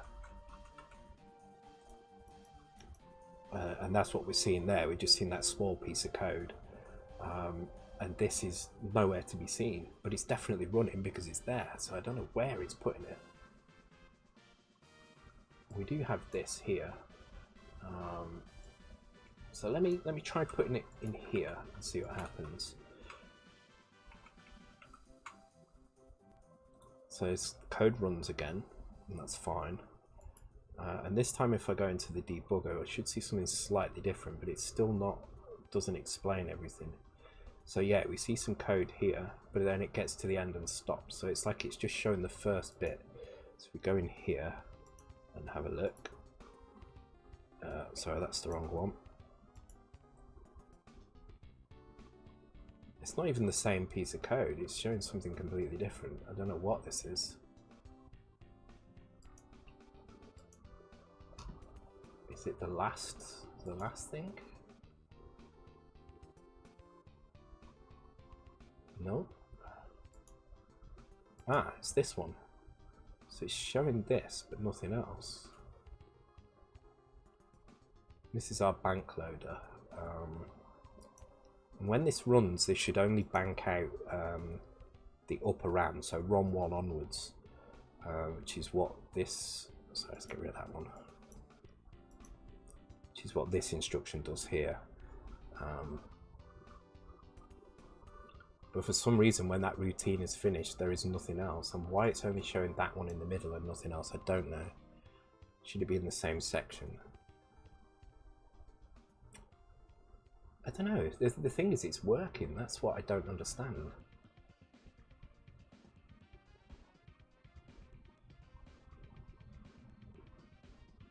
I just don't understand where it's putting these things. Could it be... Let's go through, hang on. So I've got a ROM 0 down here for palettes, that's fine.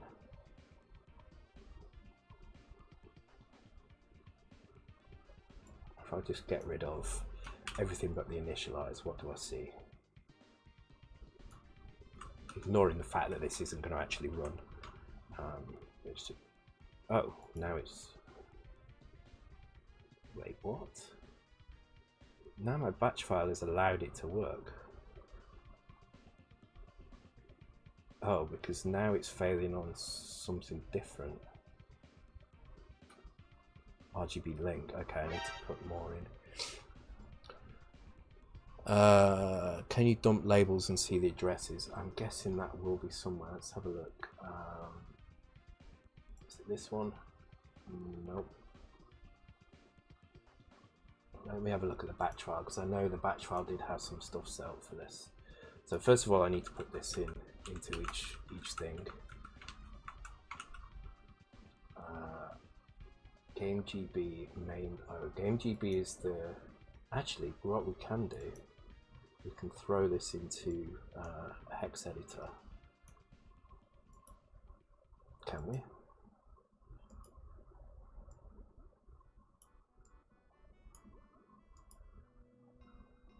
Let's see if we get the same results in here. So we can see if it's just something. No, you see it's kind of empty there as well, and then tons and tons of empty space.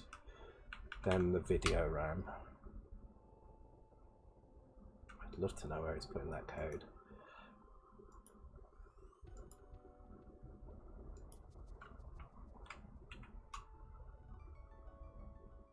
Unknown symbol copy font. Okay, where is it getting the copy font from there? Initialize 51. Copy font. Because that's part of the loader.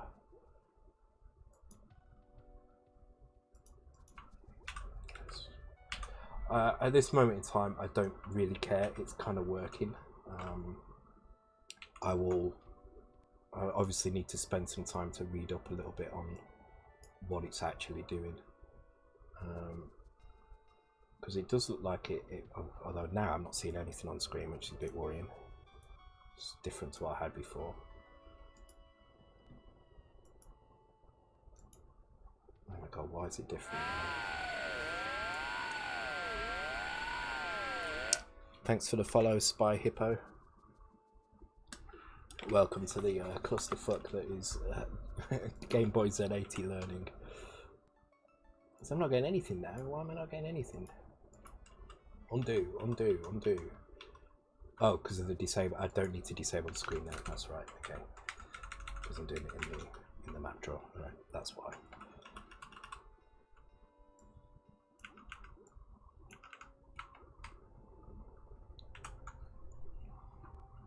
Cool. Right. Let's just do the let's do the rest of the tile, and then we can work that out later.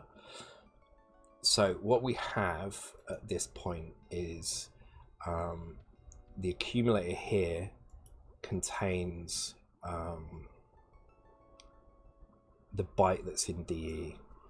So actually we don't need DE until back at the beginning of the loop. So I'm going to get rid of that pop here, and I'm going to move it down to here. And then we're going to transfer things to the screen. So there needs to be 4 of these now. So we need to load it, store it on the screen. Oh god, this is going to get awkward. Okay, so then we need to load, we need to increment DE. And then do the same again. Which means we don't need to do that. So now this is going to do 2 characters of each tile. Cool. So it's starting to take shape now. Now to do the next row, we're going to have to. So this is the first row. This is the first character. Let's just put some. So top left tile. Top right tile, and then to get the next row down, we're going to have to do some maths here as well. So we definitely need to do that to get the next tile along. So this is going to be our bottom left tile, but now this value here needs to be changed. So that will be the end result. But before we do that, what we need to do is this crap again. So don't need that clear carry flag. Okay, so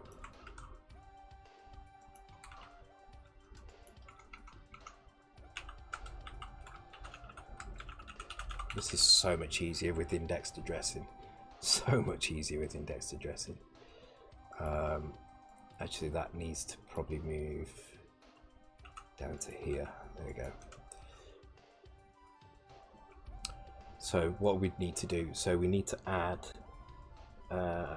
31 to it to get back 1 like that. There we go.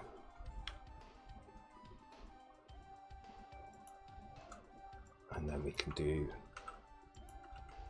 the same again. But now we need to subtract a value from it as well to go back a line.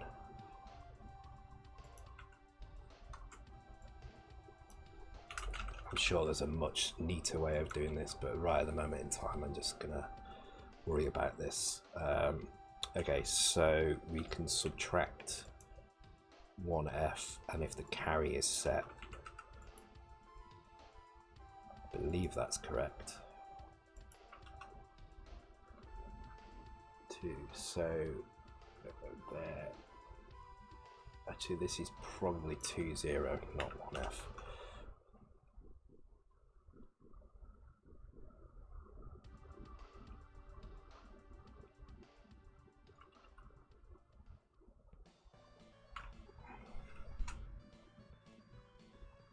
Okay, so everything is offset by 1, which means the second, so that if we look here, this row here is, so let's have a look and compare it. So if we look at the, if we zoom right in on that, actually I can't go in any further than that. So that is this tile here. And that kind of looks correct, except this bottom is offset. So I think here where we add 1F, it probably needs to be 1E. I think that's all we need to do.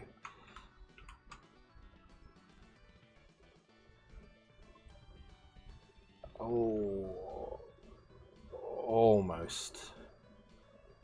What is going wrong there though? What is going wrong? Okay, so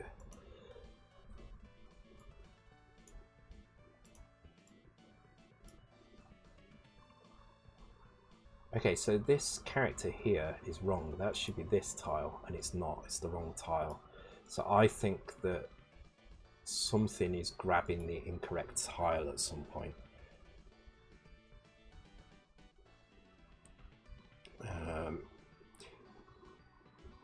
Okay, I'm going to start adding some colours in as well, because it's getting to the point where... Oh, actually, no, I can't add colours in because I need to do that separately. Jesus Christ, this routine is going to get ridiculous. Okay, it's fine. It's fine. I'm just going to have to write it in smaller pieces, I think.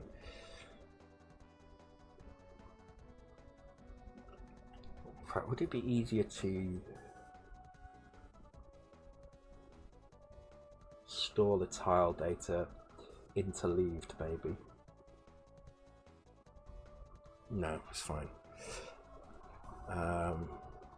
Okay, so what is it doing wrong? It's getting the wrong tile. Is it getting the other ones right though? Let's have a look. So, okay, we have no palette changes, so we don't see these. These are just palette changes. Same tile, just a palette change. But this is incorrect. And this is a tile 52. And it's getting that wrong. This side looks fine. This is fine. This is all fine. And then this bit here is incorrect as well, which is that one. So, okay, this one is probably correct. So these tiles are correct. The reason they're like that is because they use flip attributes to flip them round. So I just wonder about this value. This value seems like it might be wrong.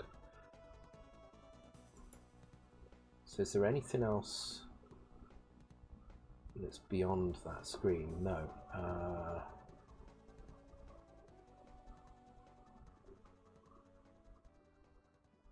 So it's beyond 32. I bet it's to do with this here. This is wrong.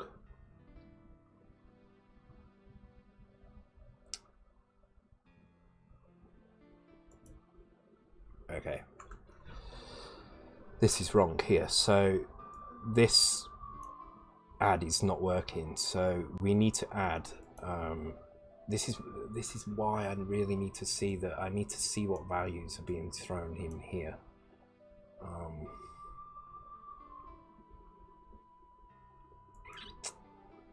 Shit. Okay.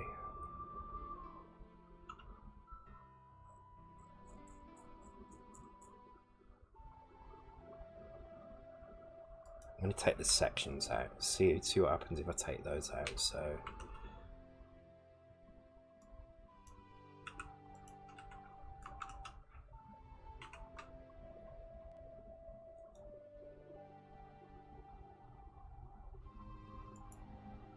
go for a quick break in a minute as well.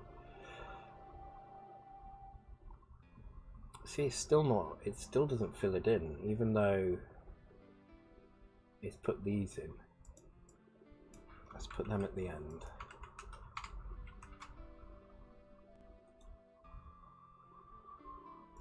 This sounds like Zelda or something.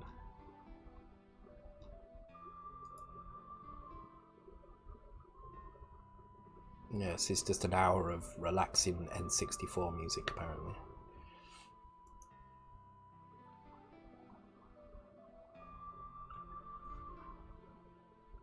You see how again it's got the banking code here straight away and then nothing else. I'm suspicious of that banking code. I'm really suspicious of this now. So I'm just going to turn that off a second. I'm going to move the assets into ROM 0 temporarily.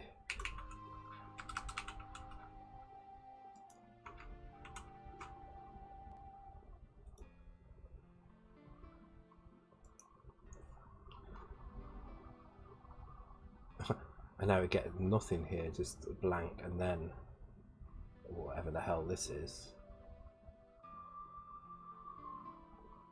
What?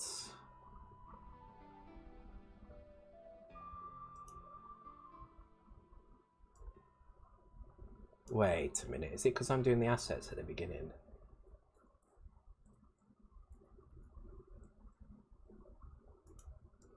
I'm just going to move all these down to the bottom.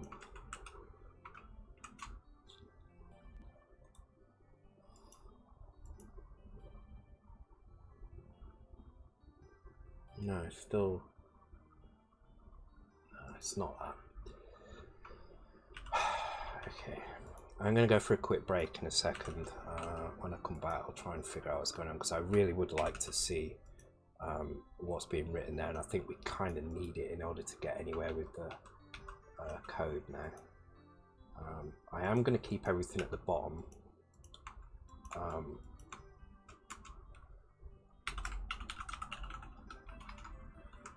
I know that it's kind of obvious that it's includes, but I'm just going to keep them all down here. ROM 0, RAM, and ROM 1 plus. Oh, something failed there. Bank fonts referenced as label. Bank fonts there. Oh, is it because I've imported it at the wrong time? Oh, fuck's sake, so I've actually got to put these in the right places as well.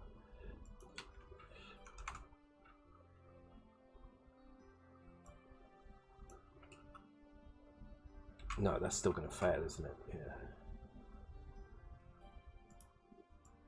So because it's a label, it needs to go before these ones. Okay, right. I'm going to take a quick break. When I come back, we'll try and figure out what the hell's going on. Alright, back in a few minutes, guys. And I'm back. Okay, so I realise it's probably not the ad. It's probably going to be the shift. So this bit instead. So I need to look at what's going on here. I don't think that is properly working because it doesn't seem to, once it crosses 32, I think it's just wrapping back to tile 0 again instead of going to the next tile. So I think it's that that's wrong. So I'm using RLC, which is this one here.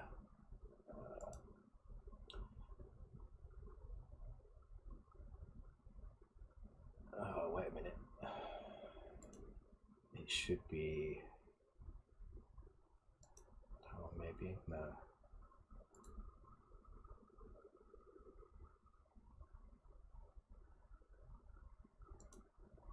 RL, not RLC. Oh God, that's stupid. Okay. Hey, there we go. Right. So all that's wrong now is that the attributes aren't flipping it the right way. So the other thing I want to know if we can do is can we use load to load the byte atom address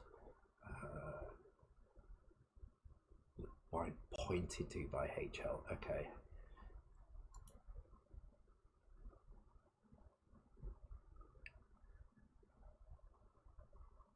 Go back a line. Okay, so we just need to do this again. So to put the characters in. So D contains a tile offset. That's correct.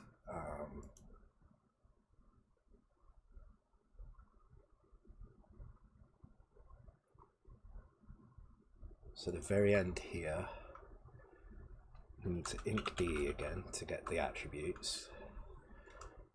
Let's just do the first attribute. Let's see if we get this right. So just going to go and have a look at my initialized code because I do have here. So we need to use this bit of code to switch the bank, the VRAM bank, to the color RAM basically. So this is the equivalent of kind of turning color RAM on.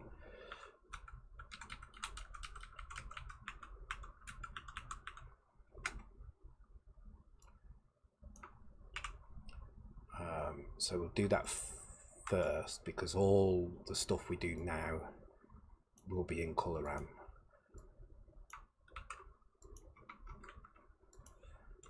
And then we need to do this stuff again. So if we look at, we get a value from DE and we store that at that location. Now I think this is going to work, but the colors are going to be all wrong because, oh, see, what has it done there? Okay. Oh, this is now because actually when we go back a line, we actually need to go back a line and 2 characters, like so. Or maybe it's back and 1 character.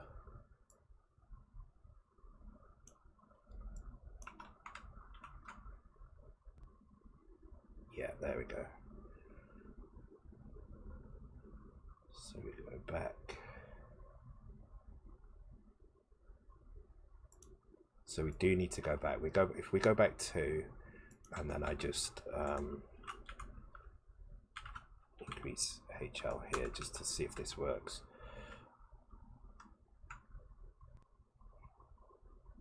Okay, cool, and you can see it's flipping these characters around correctly now, and it's putting the correct palettes and colors on these just in the top corner. So at this point now, I just need to copy pretty much this entire block. I think this can be done way more efficiently, so I'm gonna get this working, and then I guess my next task is to try and figure out how to make this more efficient. And this time we do just go back a line. Boom, there we go. We have a map. Okay, so a few things from this. Firstly, I can load a map in, which is good, along with the attributes that make up that map. We've got a gap along the bottom here, which is going to be for our HUD. Which is just going to be drawn once, and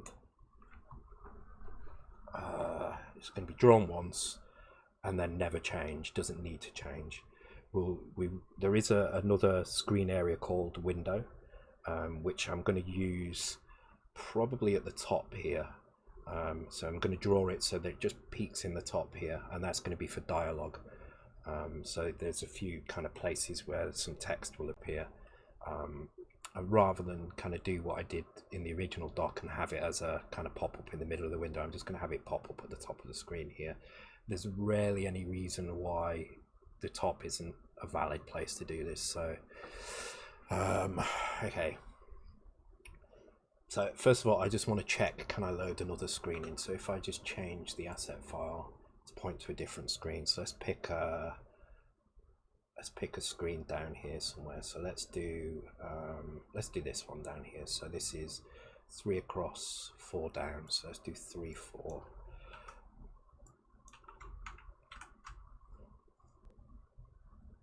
Cool. So we can load screens in. Do the water one. Okay. The water isn't moving, so 1, 2, 3, 2 and 3. Okay.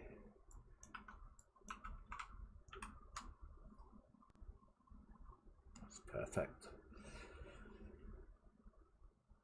Cool. That attribute that's wrong there, or have I just coloured it incorrectly on there? Oh no, that's how it's coloured. Okay.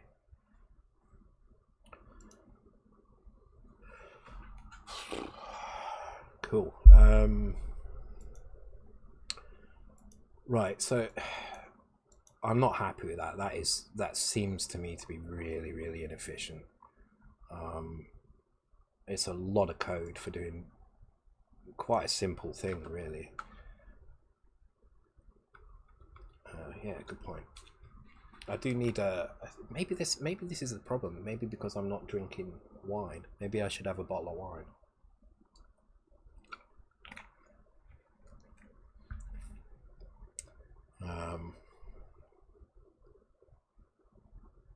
Oh yeah, commit. Very good point. Thank you. Thank you very much. It definitely needs to happen. Actually, I think I can commit just directly in here. There we go.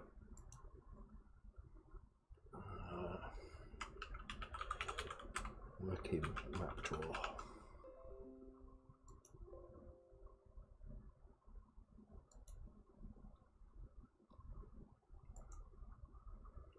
There we go. Yeah, definitely need a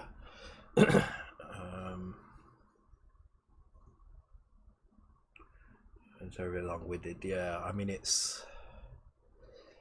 just feels like this could be so much more efficient.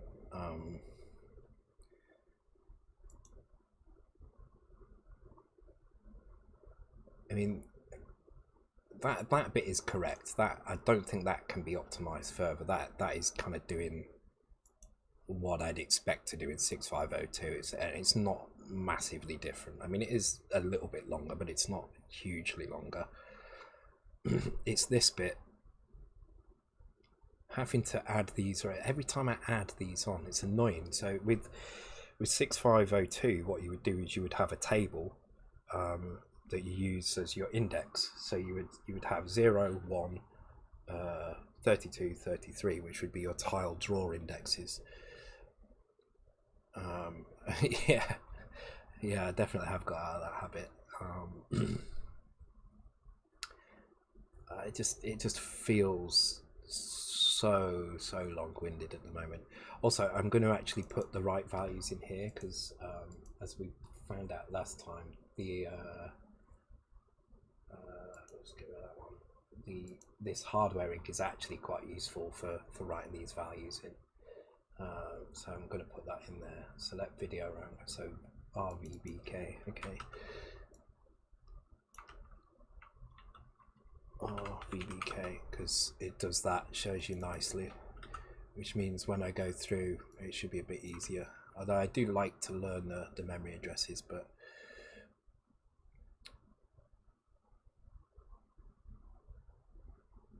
so what do I need to do? Right, I'm taking a row of 8 bytes and I'm putting them into memory locations that are offset by 0, 1, 32, 33.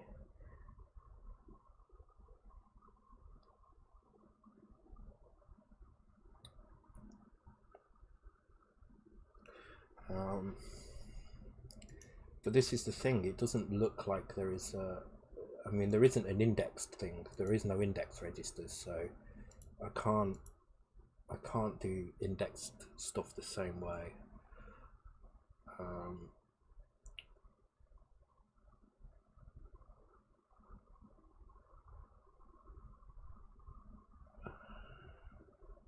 I think it is just this long-winded.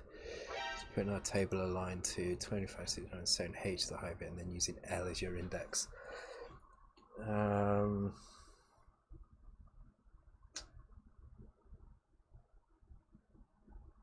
Yeah, is that going to help me though? I don't think it's going to help me very well on this.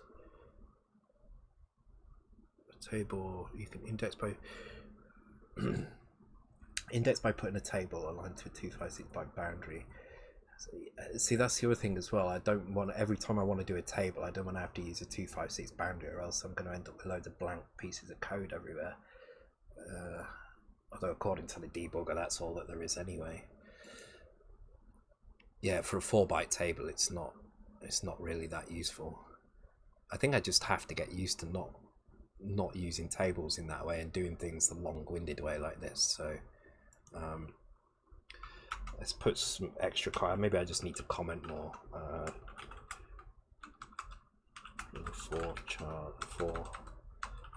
tiles of the letter tile.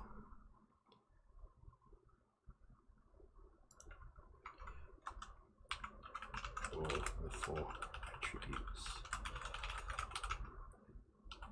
So one thing I could possibly do is change the order of the attributes.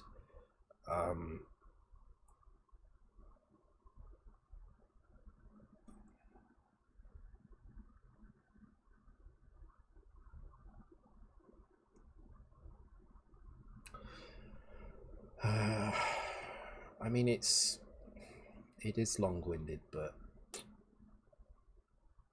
it kind of works, doesn't it? So, I mean, I'd like to know how many bytes it is. It doesn't actually tell me how many bytes it is either, which is, again, quite irritating.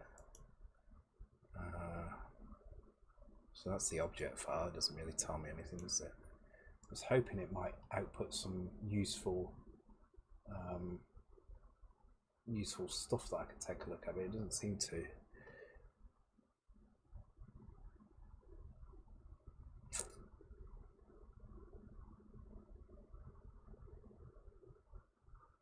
So let's think, how could I use tables here? So what am I doing? I'm taking, so D is my tile lookup, HL is my target on the screen.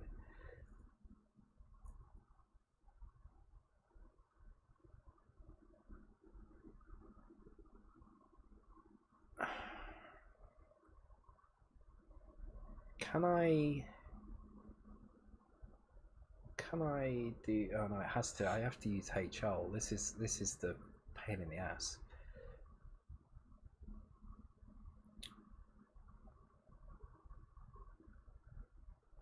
I actually think this is probably the right thing. Back and forth between screen lines. It might be easy for us to do 2 loops, kind of like interlaced videos. So you do one row and then you do the other row, because it would get rid of this crap here. Yeah, that's true.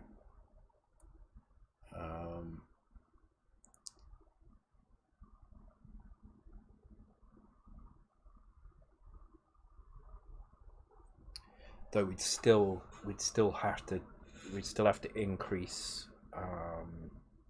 DE by an additional amount, which wouldn't be ideal, because you can't just add to DE, which is really frustrating. I think this is just going to come down to practice. I think if I'd known a bit more,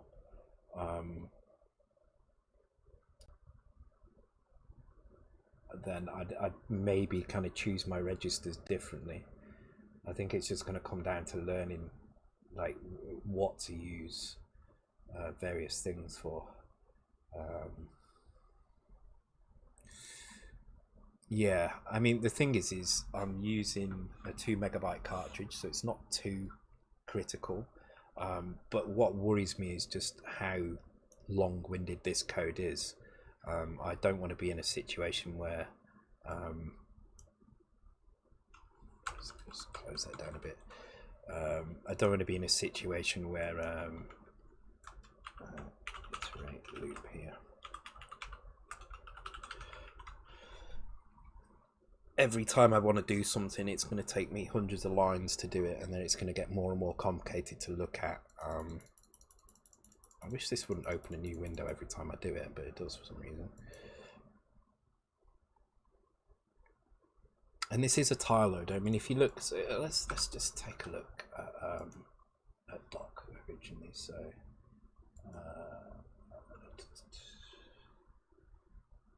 actually, we can look in here. So this is a 6502 game, and this is our map loader. So this is drawing our map. It's probably not that bad actually. We do have some additional stuff in here, but we're doing it in. Yeah, see, look, this is the tile lookup. Let's look at it side by side. Maybe it's just because I'm not used to the language that it's just feeling like it's more. So so this is our tile lookup here, and this is our tile lookup here. It's not that different actually. So we're using 1, 2, 3, 6, 10, 13 lines, 3, 6, 8, 12, 13, 14 lines. So that's not that different, okay. And then this is the routine that actually draws the tiles, and you can see we are actually doing the same. We're increasing by columns, increasing by rows. I think the reason why this seems long-winded is because we have to do the meta tile stuff by banking in VRAM. We can't do it in the same location here, because what we'd have to do, we'd have to change the way this works. So say we were to do the attribute stuff, I'd actually have to not increment this here. So let me just comment this out and duplicate. Right, so if I wanted to load the attribute, what I'd need to do is I'd need to grab the data for the tile, store it in the screen without incrementing it. Then I'd have to switch banks by doing this.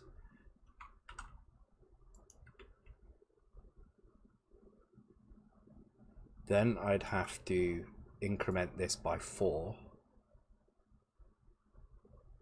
Then I'd have to store it, then I'd do this again. So it would be, oh my god,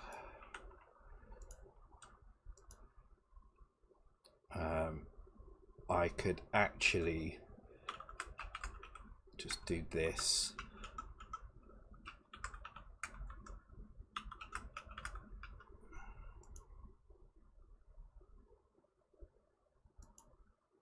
Because I know that's never going to cross a boundary. Then I would increment.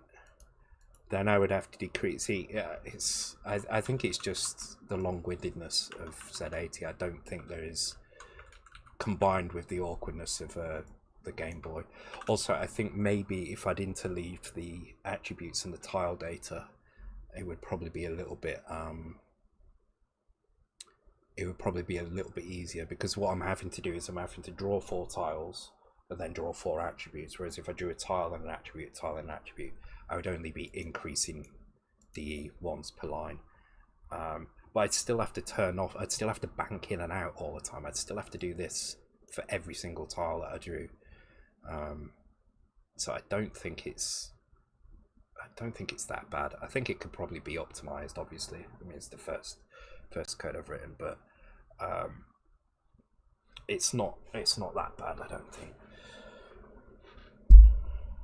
I think I'm just worrying because it just looks worse, that's all.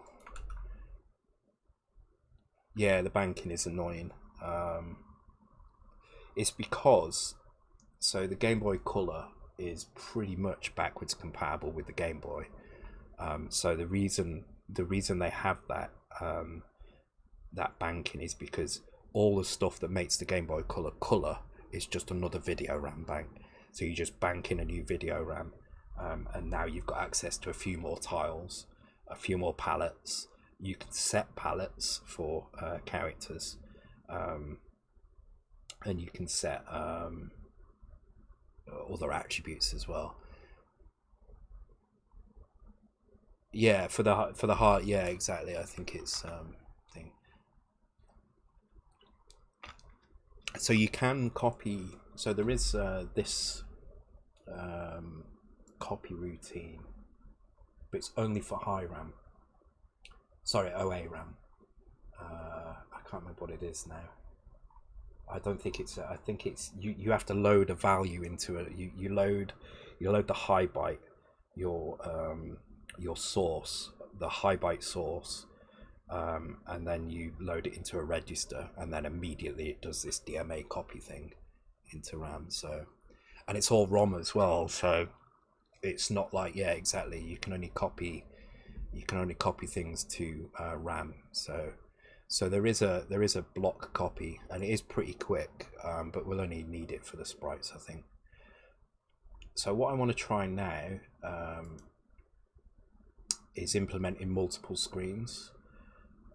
So I'm actually going to move the screens into bank 2.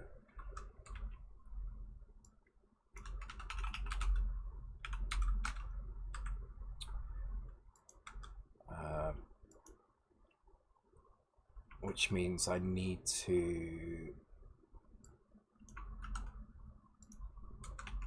I'll call it bank screens.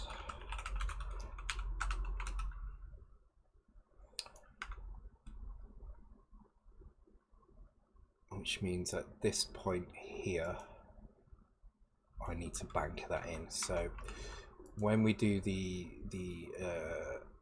initial thing here, in the loader here, we bank in the fonts. So I just want to make sure that I can bank in the screens in a different bank. Should work fine, I think. Oops.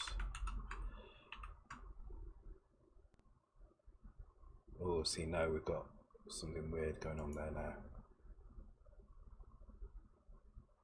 Screens.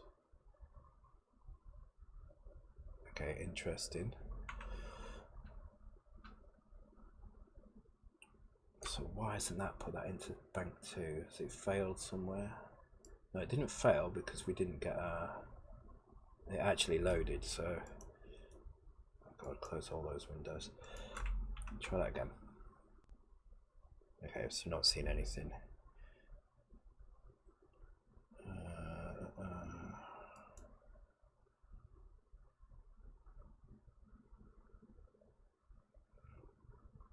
Yeah, so the fast copy works. Let's see if I can find it. It'll be in here somewhere.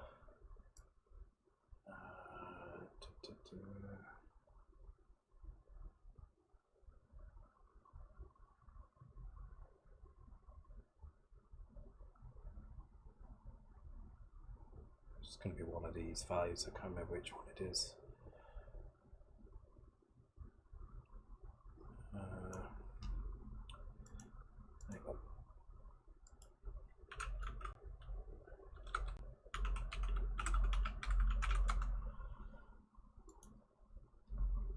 It's a very easy, quick thing to do. Where is it? Oh, DMA, that's the one. So basically what you do is this. So you load your high byte of your copy,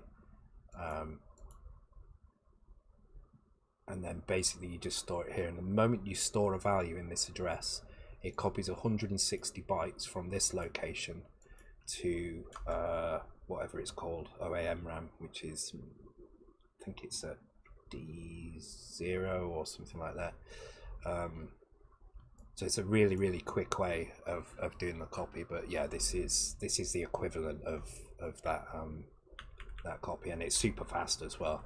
It's used for doing sprite updates in VBlank. That's the main purpose for it. I'm guessing they couldn't do without it, so they had to make something. Okay, why is this not loading in the screen? So let's just try putting bank 1 back again. Okay.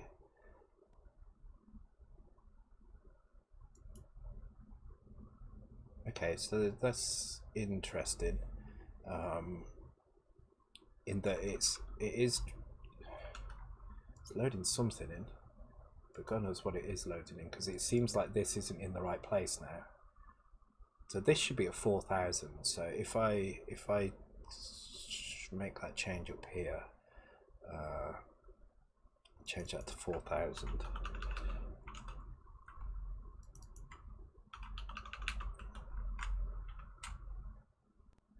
No, see, it's not loading the data in properly from that bank for some reason. Good night, mate. Thanks for joining the stream, dude. Yeah, I'm not going to carry on too much longer. I just want to kind of experiment a little bit with these things. We need to figure out how to get this banking working. So this should be giving us a big enough cartridge to do banking. This flag in RGB fix. Which is this thing in here.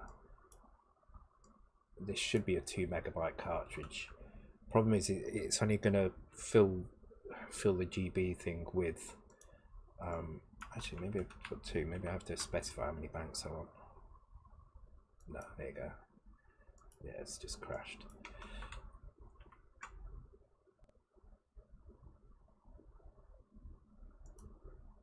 Oh, that's a very good point. That's a very good point, actually. So, yes. So what I would need to do in that case, thank you very much.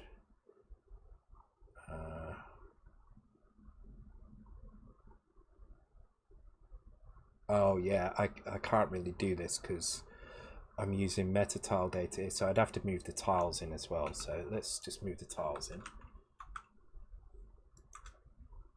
We'll keep this for things like sprites and stuff like that, and we'll and the other, because there's going to be multiple fonts. So there's the normal font, and then there's the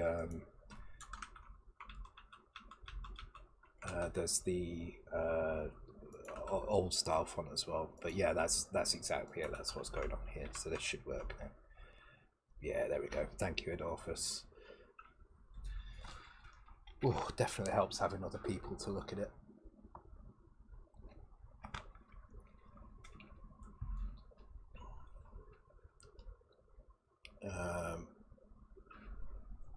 Okay, cool.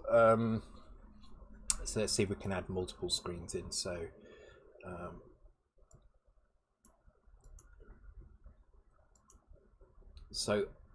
every screen at the moment is, I believe, 80 bytes. I'm going to check.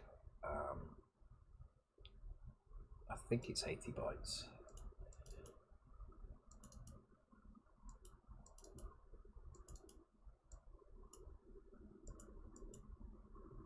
Yeah, I mean, it's 4F, so it's 80 bytes exactly. Now, there is some additional information that's needed for each screen. So each screen also has 4 bytes which say which screen is north, south, east and west of the current screen. Then there are some extra bytes for sprite information that goes on there. Now, I believe in .cosmos 1 I was using less than 32 bytes. So I think actually if we just put these on 128 byte boundaries, that still gives me 48 bytes, so that's plenty to do. So so these need to be on 48 byte boundaries. So what I'm going to do, eventually I'm going to pad these screens out, so the data that comes out from this will be padded to fit. Unfortunately, you can't, I don't think there's like an align function like we have in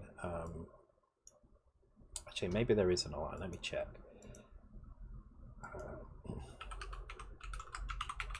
I don't think there is though.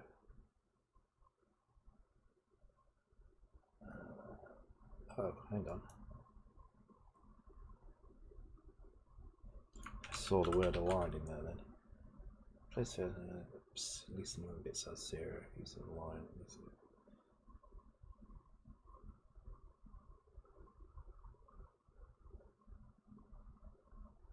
Okay.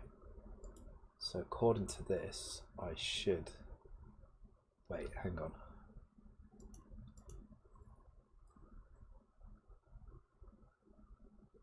Align to 16 bytes. So you say how many? You say how many bits it aligns to. Okay, so this would be we'd have to do it individually, which is a bit frustrating, but we can probably get rid of this label now. We don't need it. So the way this would work, we put it in bank 2 and then we'd align 7 like so, like that. And let's put some random screens in. So let's go for this one here. So 0, 3, and we'll go for 4, 1. 0, 3, 4, 1. Now is this going to complain that we've got sections named the same? Yeah, okay.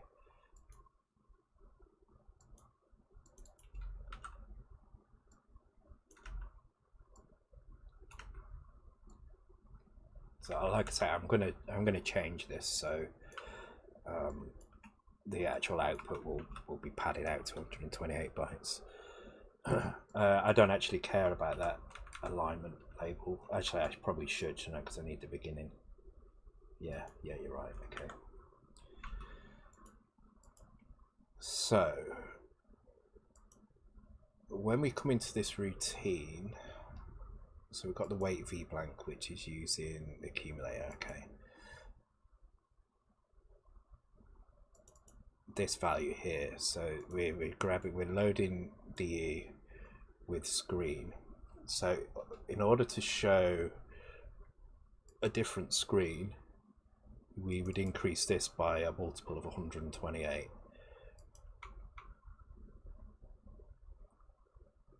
So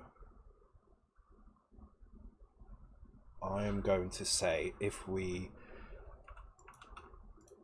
call the map routine, which is here, and we load C with a value, so we'll load C1. So C1 is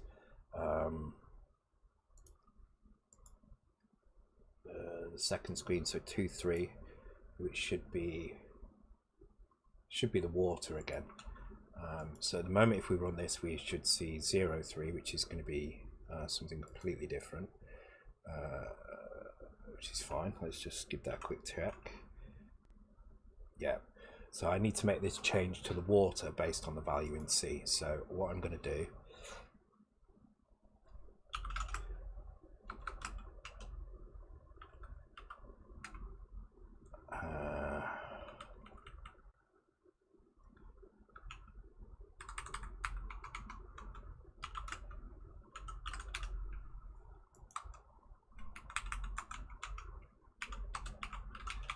calculate screen address, calculate map screen address.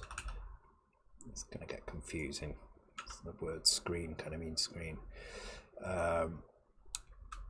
So now I need to multiply this by 128. So actually I think the easiest way to do this is to actually do this the other way around. So we start by putting the value in here, and we need to half it instead. So let's have a look at these values. So we need to shift to the right. Now I have no idea which one it should be. Probably this one. So we'll rotate. No, so we don't want the carry.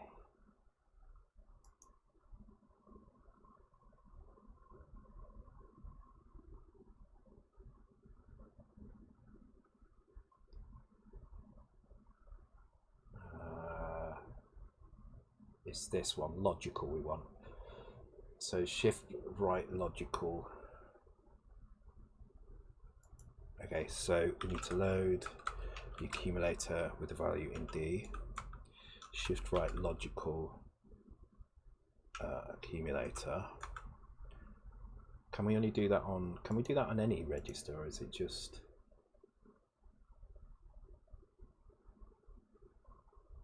Or maybe we can do that on any register, because it says register R8, so maybe we can do that directly on D. Let's just see if that compiles. Well, it didn't fail, so that's good. So at this point the carry will be set, which means we now need to do the same thing to E, but this time we want the value that's in the carry flag to go in. So I think we need rotate carry, rotate right. There we go.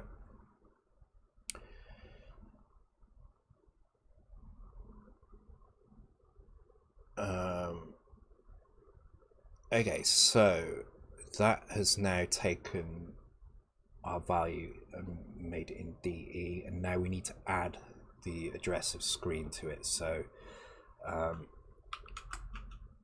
we take the low byte and we add we put this in brackets, screen and OX and FF, and then put it back, and then we need to do the same with D, but this time add with carry and use that shifted 8.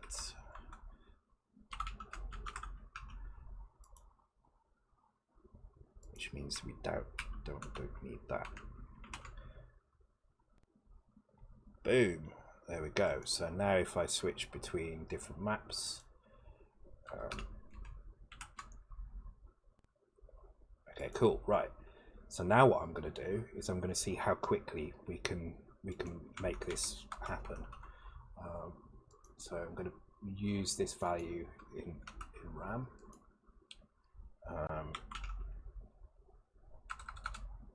So I'm going to load A with 0, load temp1 with A.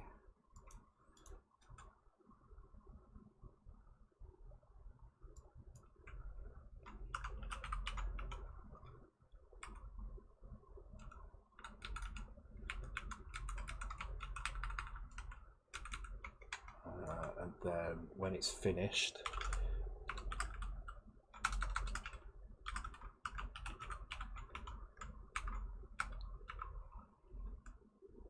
can I just increment a memory address? Actually, I'm just going to add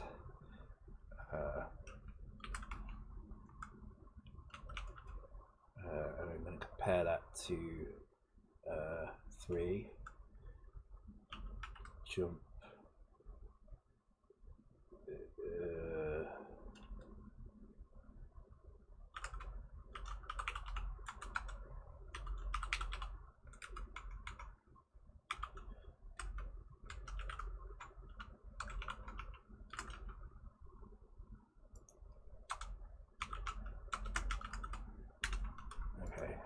that's right. No, error 49. Because I need to.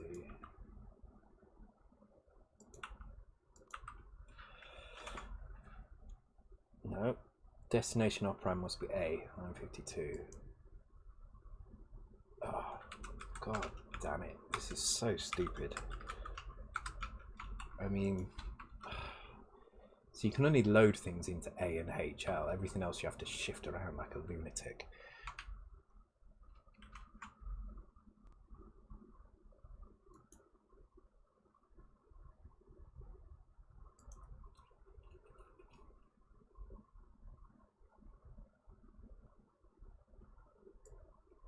Okay, just going to make sure that that's actually running still.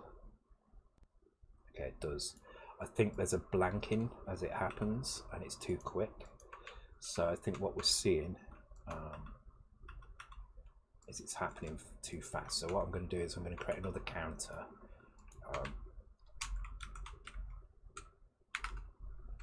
Called temp2. Really don't care what these are called for now.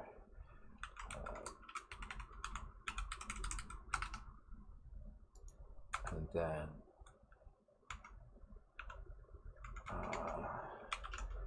load a temp2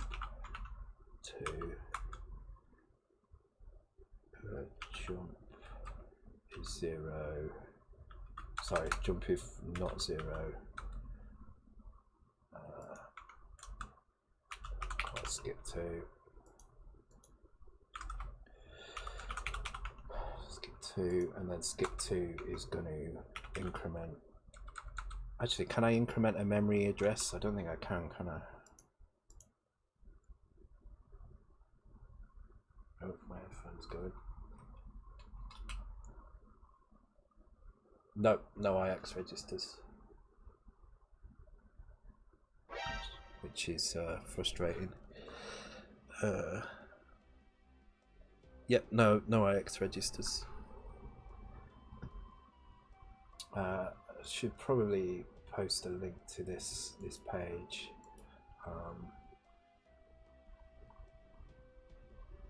So here you can see, so there's no LDR, there are no IX, indirect X, indirect Y registers, there's no refresh or interrupt pointers, and no shadow registers as well. Yeah, it is jank 10 though. It really is. Oh yeah, there's no in and out as well. Not out, sorry.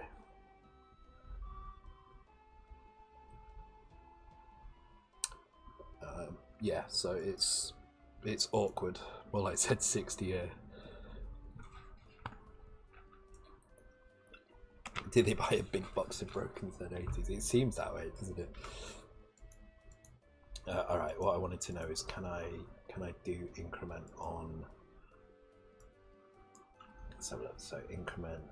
So I can only increment a register or HL. So I actually need to.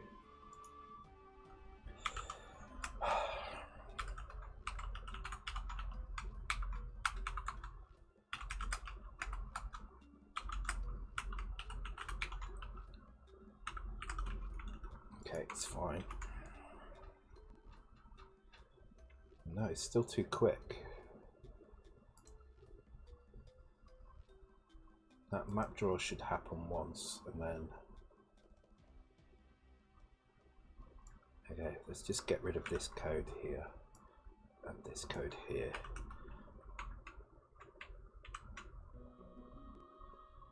No, okay, that map draw is causing an issue.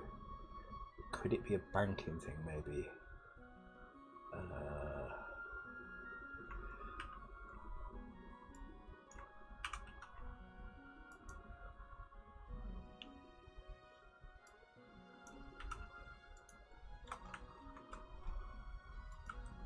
No, it shouldn't be actually.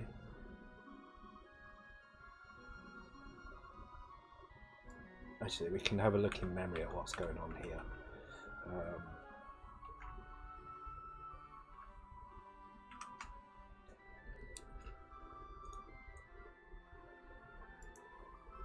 So RAM is at C000, so we're going to have a look at C100. We should be able to see what's actually happening at this location.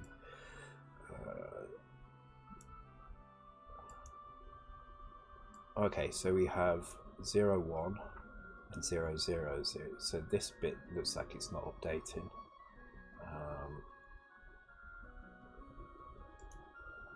So we just skip all of that. Do that as well.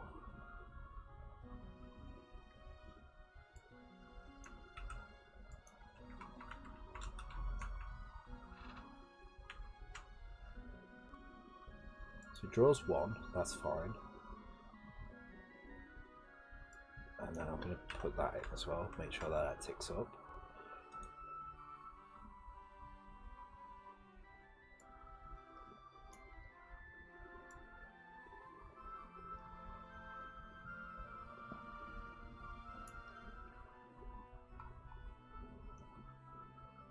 Yeah, so that value is changing.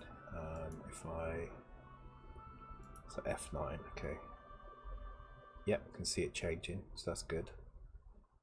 It's going really quick though. Oh, do you know why? Because it's all happening straight away. There's no V blank going on.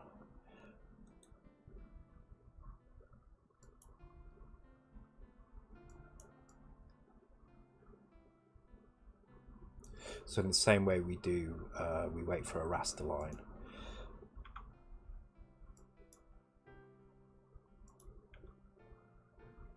Yeah, that's much better.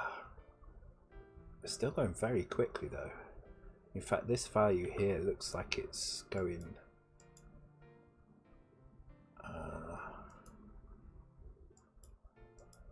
Let's put a. Can actually still can't see the code. Oh, hang on, can see all the code now. Oh no, we can't. Can see some of it.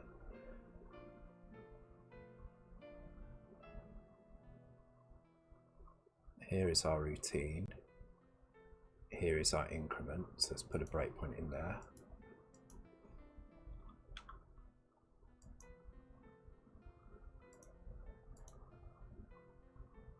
That wasn't a breakpoint.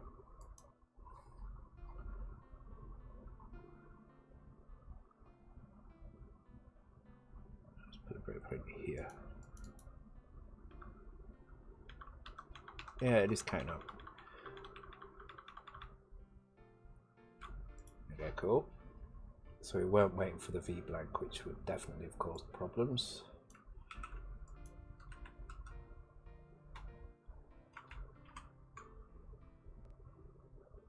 Yeah, so the screen flashes white when the screen updates. So that's how quickly it's doing it. It's actually doing it very, very quickly. That seems like way less. It should be 5 seconds, but it's.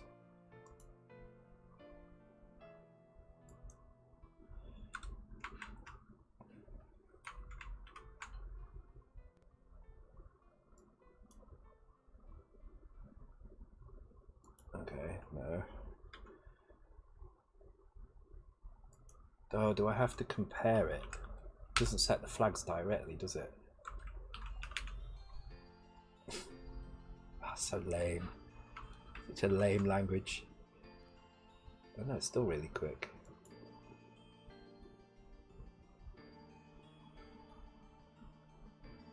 Do you get the V blank if the screen is disabled? Yeah, you still. So even if the screen is disabled, you still know where the raster is. It's just not drawing anything. It's not engaged the PPU.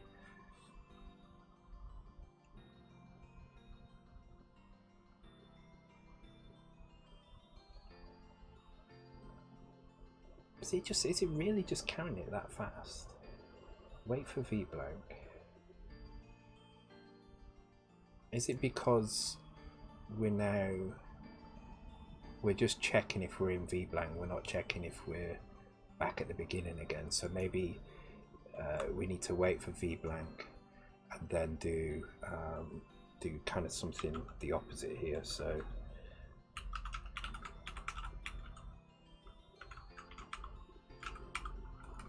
I can't even type. I think that's what's happening. It's still just going too quick. So it should be about every 5 seconds. So I think this is called. Was it R L? No. L Y. Yeah. Okay.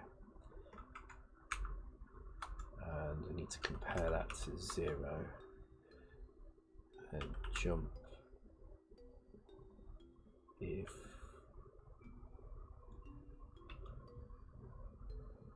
not equal to wait.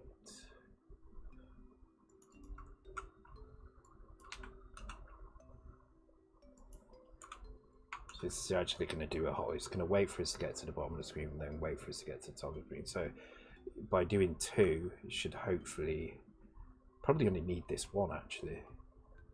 But let's see what happens. Hopefully it slows down to a 5 second.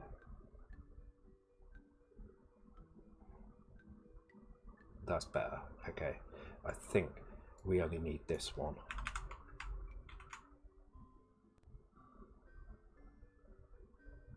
No, okay, that's because wait until we hit line 0, and it may hit line 0 more than once during this loop. So if we call this wait 1,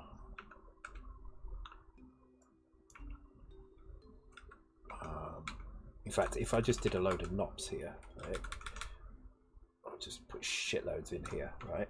That should work, because now hopefully it's gonna take longer than a. No, it's still too quick. Okay.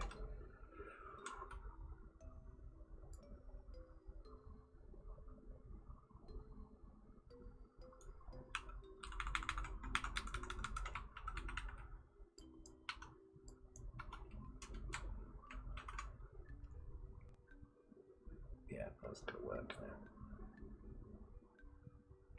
Okay. Yeah, it's really annoying that it doesn't affect the edges. That is like super frustrating, because it's just something you get so used to doing.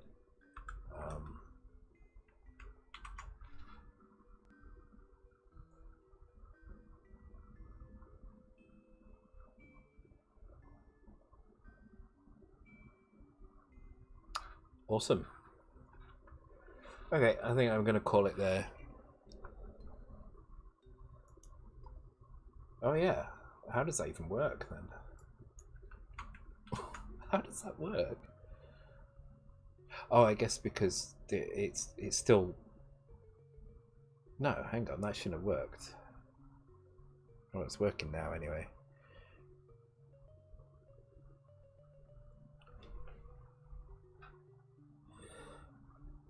So, okay, I think I'm going to call it there for tonight. So I think on the next stream, I need to work out how to create a frame flag so we can run frame-specific code like this, same way that we did with our main loops.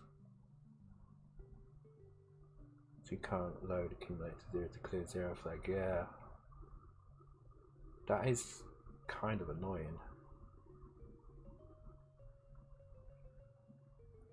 This is working well though. This is actually doing what I want it to do. So it's slow progress, but we got there.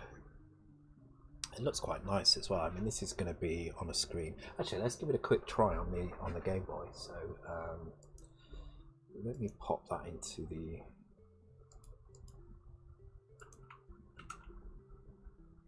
game. Let's put it on here.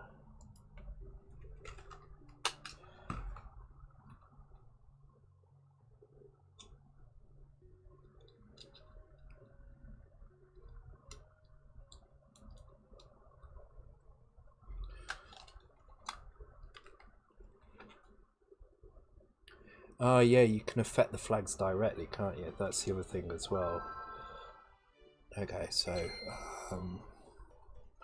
let's do it on this bottom screen here. So hopefully,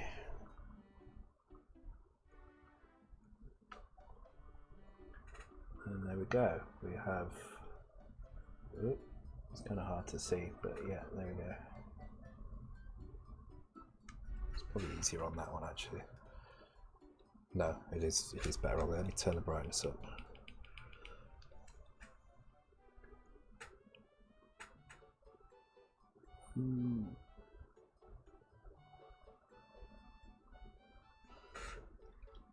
And it looks pretty nice actually. The colours look exactly as I wanted. So one of the things I did with the editor is the palettes are actually using full RGB, so they're using full RGB 888. And then what I do is I round the values into 5 bits instead of 8. So this would become so this is this yellow here. So this would become E4. This would be E0, and this would be 5, 8. And you can see there's almost no difference here at all, because these are RGB 555. But yeah, you can see there it looks pretty good. It looks kind of nice on the Game Boy as well. So yeah. All right, I think I'm going to leave it there. I'm quite pleased with that. That's not a bad bit of progress actually. There's a few things I need to figure out. Like I need to work out how the debugger actually works. So I'm going to spend some time before the next stream trying to figure that out. And I need to figure out how all the different commands work. I guess I need to do a little bit more experimentation with GBZ80 and try and figure out exactly how it works, how the flags work. I can see that is going to be a gotcha for me. Not being able to just compare to 0 immediately is just going to feel wrong. So having to write compare 0, you get so used to doing loops backwards and things like that just to save a little bit of a bit of processor time. I also have no idea how much time this is using, so I need to figure a way out of kind of timing it, working out where the raster begins, where it's starting and where it's ending, because there's no borders. I can't change border colors. I guess I could change palettes or something. But yeah, it's quite pleased with that. It's not bad progress. If a little confusing, we'll get there in the end. Just need to get used to it. So let's give that a commit. Working multi-screen loader.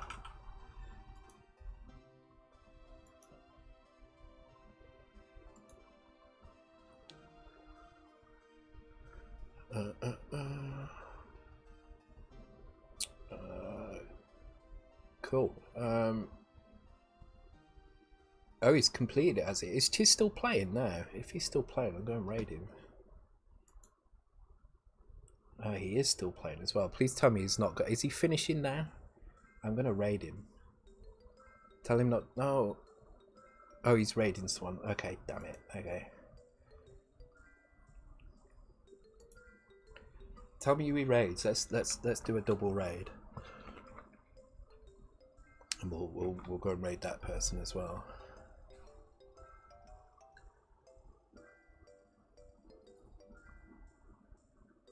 Yeah, thanks Prince Face, thanks for joining, dude. Let's find out who he raids.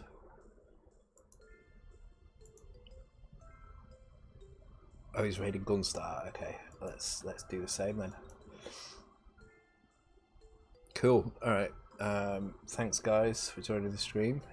Pretty awesome. Glad we got somewhere in the end. I'll get the hang of this eventually. But I don't like it. I'm not gonna lie. I really don't like it. So I won't be doing very much Game Boy, to be honest. All right. Okay. Let's start a raid. Cool. Thanks a lot, guys, and I'll see you all on Thursday. So we're going to dissect Boulder Dash on Thursday, I think. But we'll see anyway. I think we probably will. All right. All right. Take care, guys, and see you all Thursday. Bye.